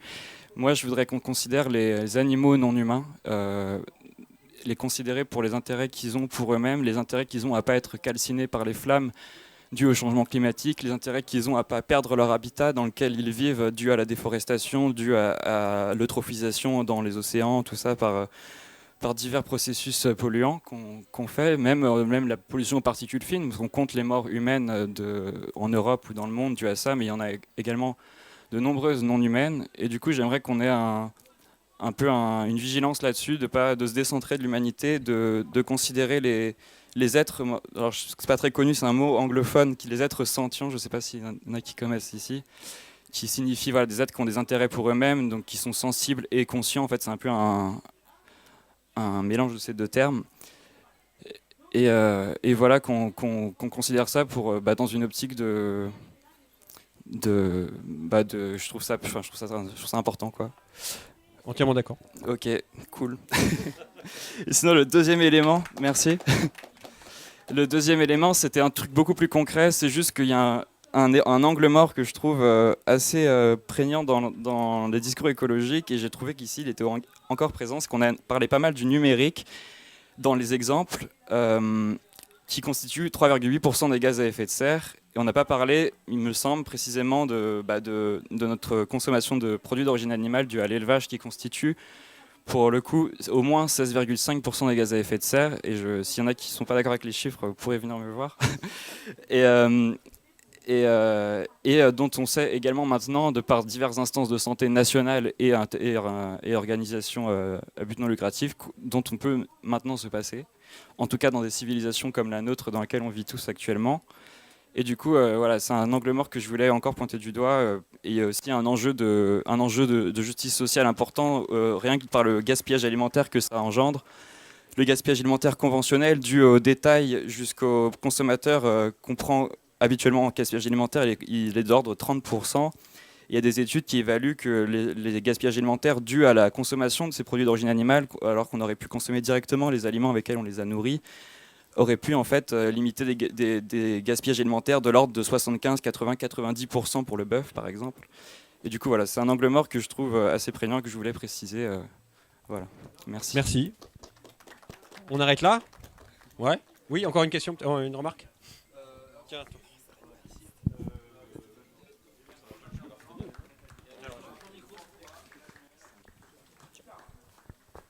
Merci aussi pour la conférence que moi aussi j'ai trouvé géniale. Alors je rabaisse un peu le débat. C'est vraiment juste sur quelque chose que vous avez dit que j'ai pas compris lorsque vous avez parlé des garanties. À un moment vous avez précisé c'est pas les garanties privées que les consommateurs, enfin que les entreprises rajoutent.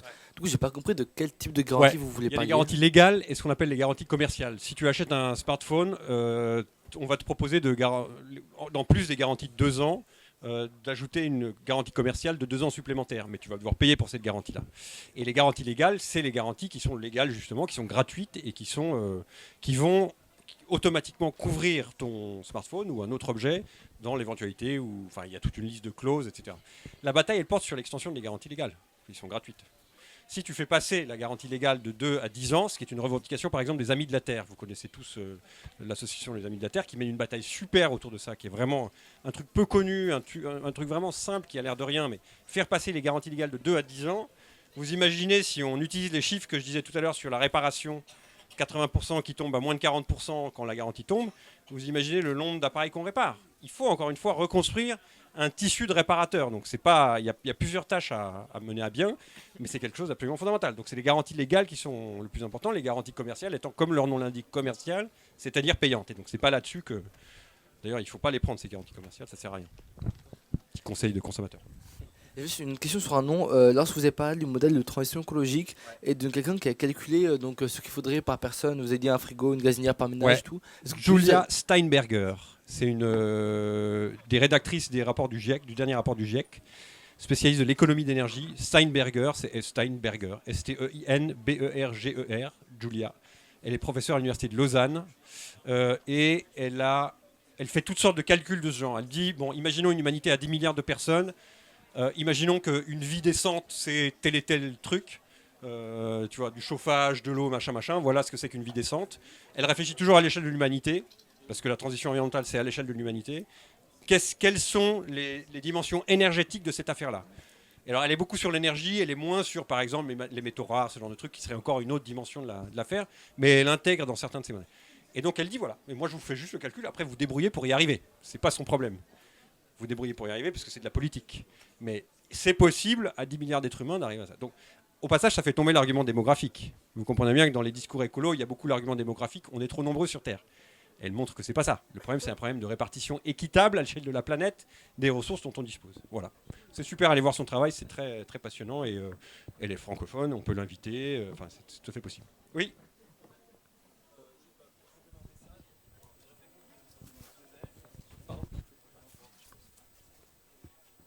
Ouais, merci. Pour complémenter ce qui vient d'être dit, une réflexion que je me faisais,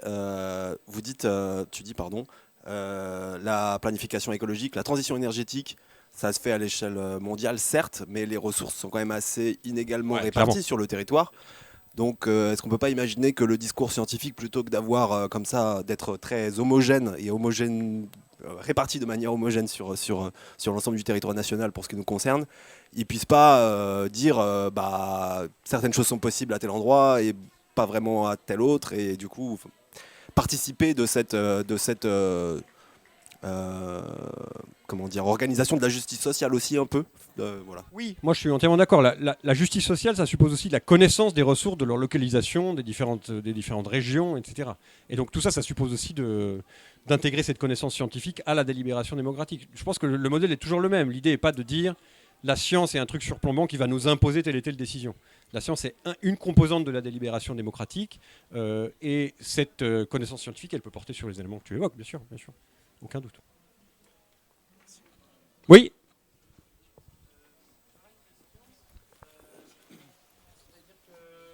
Le réchauffement climatique, il va sûrement provoquer des phénomènes auxquels on ne s'attend pas. Mais pour moi, il est quand même possible que des fois,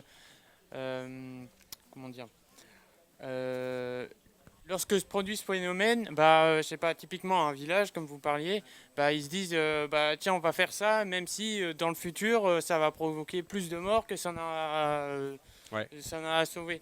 Et comment on ferait pour réguler ça ou amortir ça ou voilà quoi. Ça suppose de soumettre. Ça existe déjà dans nos systèmes. Hein. Je veux dire, l'idée c'est qu'il y a une délibération qui se fasse à l'échelon local. Il ne faut pas sous-estimer le fait que sur des questions comme les catastrophes naturelles, il y a une mémoire locale des catastrophes naturelles. Les gens savent, parce qu'ils savent que dans les générations antérieures, il y a eu déjà telle ou telle catastrophe naturelle, et ils savent comment les gens l'ont gérée, en bien, en mal, etc. Le réchauffement climatique, il va accélérer le nombre de catastrophes naturelles, mais il y a déjà eu évidemment des catastrophes par le passé. Il y a des savoirs locaux il y a une mémoire collective des catastrophes naturelles, qui est quelque chose sur lequel on peut construire, quoi. Mais ça suppose de soumettre la décision locale à un échelon supérieur, à l'administration étatique, je sais pas, une préfecture s'il y en a une dans le futur État, je sais pas, la sécurité civile, enfin tu vois, ça c'est des savoirs qui existent, quoi. Évidemment qu'il peut y avoir des erreurs qui sont faites. Ce que je suis en train de vous présenter, c'est pas un paradis, hein, loin de là. Oui. L'idée c'est de dire que le marché c'est néfaste et productiviste et consumériste, et est-ce qu'on arrive à faire mieux? Mais mieux, ça veut pas dire parfait. Oui. Tu vois. Mais le problème que tu évoques là est un problème qui se posera certainement, qui se pose déjà, mais je pense pas que c'est insoluble, quoi. Ça suppose des formes de partage des connaissances, de validation par un échelon supérieur de ce qui se passe à l'échelle de la commune. Tu vois. Je pense que c'est possible. C'est un peu le problème des bancs de poissons. C'est un peu dans quelle mesure une décision prise sur la gestion de certaines ressources à l'échelon local peut être contrebalancée par une décision de l'échelon supérieur au nom d'un intérêt supérieur. D'un intérêt supérieur de quoi? C'est ça la question. Et donc là, c'est un problème fondamentalement politique. Et ça se tranche au cas par cas, ça dépend de différents facteurs, mais il n'y a rien d'insoluble, c'est de la politique, quoi. Et les erreurs sont faites, et dans le meilleur des cas, elles sont corrigées. Parfois, non. C'est pas un problème systémique, c'est un problème contingent, je dirais. Tu vois ce que je veux dire? Oui, tu voulais ajouter un truc? En droit, il y a des propositions pour créer... En droit, il y a des propositions pour créer, outre un ordre... Donc, il y a un ordre, le droit est organisé de telle manière qu'il y a un ordre public et un ordre privé. Dans certains États... Ouais. Il n'y a presque pas d'ordre public, donc dans les États anglo-saxons, dans les États de tradition française, il y en a plus. Et il y a des réflexions donc, qui ont été faites notamment en Italie et en France très récemment sur la création d'un ordre commun. Parce que le droit français notamment est organisé autour de grands principes, dont la propriété. Le bien public au 19e, il avait plutôt une conception de droit de garde, donc à très faible intensité propriétariste. Okay. Et au cours du 19e, fin du 19e, début 20e, il est arrivé comme il s'est transformé en une propriété quasi absolue de l'État sur la propriété. Et du coup, les propositions, ce serait de revenir d'une part pour le public à un ordre de garde. Donc en fait, où finalement, ce soit la volonté populaire politique qui soit plus forte que la volonté bureaucratique sur les biens publics, et la création d'autres formes qui soient des formes communes. Et donc la création justement d'un ordre commun qui soit centré autour de l'intérêt et des usages de la chose et de l'inclusivité autour de la chose, plutôt que de l'absolutisme de la propriété, donc du coup pratiquement du droit d'abusus en fait comme on a en droit privé. Mais tout ça c'est passionnant, tu vois, c'est pour ça que la réflexion sur le droit dans la planification est un truc sur lequel il faut qu'on avance, parce que c'est toute la question aussi sociologiquement, comment on peut faire en sorte que l'État soit moins légitime sur certaines choses et qui donner la légitimité finalement? En fait, essentiellement, les débats sur la planification, historiquement, ça a été évidemment, en quelque sorte, la chasse gardée des économistes. Mais il faudrait que les spécialistes du droit s'en mêlent un peu, quoi, parce qu'il y a des aspects juridiques, évidemment, qui peuvent permettre de résoudre certaines difficultés, notamment dans la relation entre les échelons que j'évoquais. C'est-à-dire, comment est-ce que tu fais dans l'éventualité que tu évoquais je pense que la planification, historiquement, ça a beaucoup été perçu comme un problème de calcul économique. On en parlait de calcul économique socialiste ou capitaliste. Bon. Évidemment que c'est une question d'utilisation plus ou moins rationnelle de ressources qui sont rares. Rationnelles restant à définir. Mais c'est aussi une question de dispositif juridique. C'est aussi une question de distinguer entre le droit privé et le droit public. Bref, il y a toutes sortes de problèmes sur lesquels les juristes peuvent nous être tout à fait utiles, notamment autour de cette question des communs. Je suis d'accord. Oui. Oui, c'était une question par rapport à l'usage que tu fais donc, dans une tradition marxiste de l'État. Parce qu'il me semble que là-dessus, justement, il y a plusieurs traditions. Il y a une tradition, je dirais, marxiste au sens strict, au sens de ce qu'a dit Marx, c'est-à-dire en gros détruire la machine bureaucratique d'État et son extinction. Et puis un versant, plus Poulantzas ou autre, démocratisation radicale. Voilà. Et là-dessus, alors c'est là quand même que la notion, peut-être pas des communs, mais du commun comme principe politique peut quand même être intéressante. C'est-à-dire, parce que dans le commun, à mon avis, ce qui est intéressant, c'est pas le bien, c'est la mise en commun, selon un principe qui est un principe plutôt fédératif, et à partir duquel une distinction peut s'opérer entre ce qui est de l'ordre de l'État et ce qui est de l'ordre des services publics au sens large. Donc est-ce que là-dessus... Alors, la difficulté qu'il y a, moi je ne cache pas la difficulté, hein, je connais bien mes amis d'Ardo et Laval et pour avoir beaucoup discuté avec eux là-dessus. Le principe, c'est comment transformer ce principe en stratégie, ce qui est un vrai problème. Mais il me semble que là-dessus, justement, l'une des difficultés, mais qui est une difficulté commune à ce que tu dis, à quoi on peut réfléchir, c'est quel usage, justement, on fait de l'État. Oui, il me semble que tu as cité Poulantzas. Il y a chez Poulantzas des éléments de stratégie de transformation de l'État qui seraient utiles de combiner avec, par exemple, la perspective de Dardo et Laval. Poulantzas, la question des communs, c'est évidemment pas son problème parce qu'il écrit à la fin des années 70 dans un contexte de crise du programme commun. Poulantzas, c'est une pensée très actuelle pour nous dans le cadre des réflexions sur la NUPES parce que c'est un des penseurs de la période du programme commun, quoi. Et donc son dernier grand livre que je vous invite à lire, qui s'appelle L'État, le pouvoir, le socialisme, est vraiment quelque chose que je l'ai relu récemment. C'est frappant à quel point c'est d'actualité sur cette question de la transformation de l'État en particulier. Donc il faudrait d'une certaine manière combiner l'apport de Poulantzas en tant que stratège avec des intuitions de type Dardo et Laval sur les communs et sur la manière. C'est tout un travail théorique, quoi. Ça, je pense que il faudrait voir avec Dardo et Laval si Poulantzas ça évoque quelque chose pour eux. À mon avis, pas grand-chose. C'est pas tellement leur. Peut-être, comme ils ont tout lu, ils ont certainement lu ça aussi. Mais je veux dire, est-ce que c'est vraiment quelque chose de central bon, je sais pas. Oui, non. En tout cas, vraiment l'un des. C'est le sujet de leur prochain livre. C'est ça, il paraît. L'État est transformé dans le processus de planification. Ce n'est pas un État tel qu'il existe aujourd'hui. Et cette transformation, c'est notamment l'approfondissement de la démocratie et de la composante démocratique des États modernes. Mais ça inclut sans doute aussi l'introduction dans l'État d'une espèce de problématisation de la distinction entre le privé et le public par l'entremise de cette notion de commun. En effet, c'est une possibilité. Évidemment, tout ça, c'est une vaste tâche, hein. Rien que de l'évoquer, ça... Mais on n'a pas le choix, il faut qu'on avance là-dessus, quoi. Ben, merci à vous. On arrête là ? Ok, merci. À très bientôt.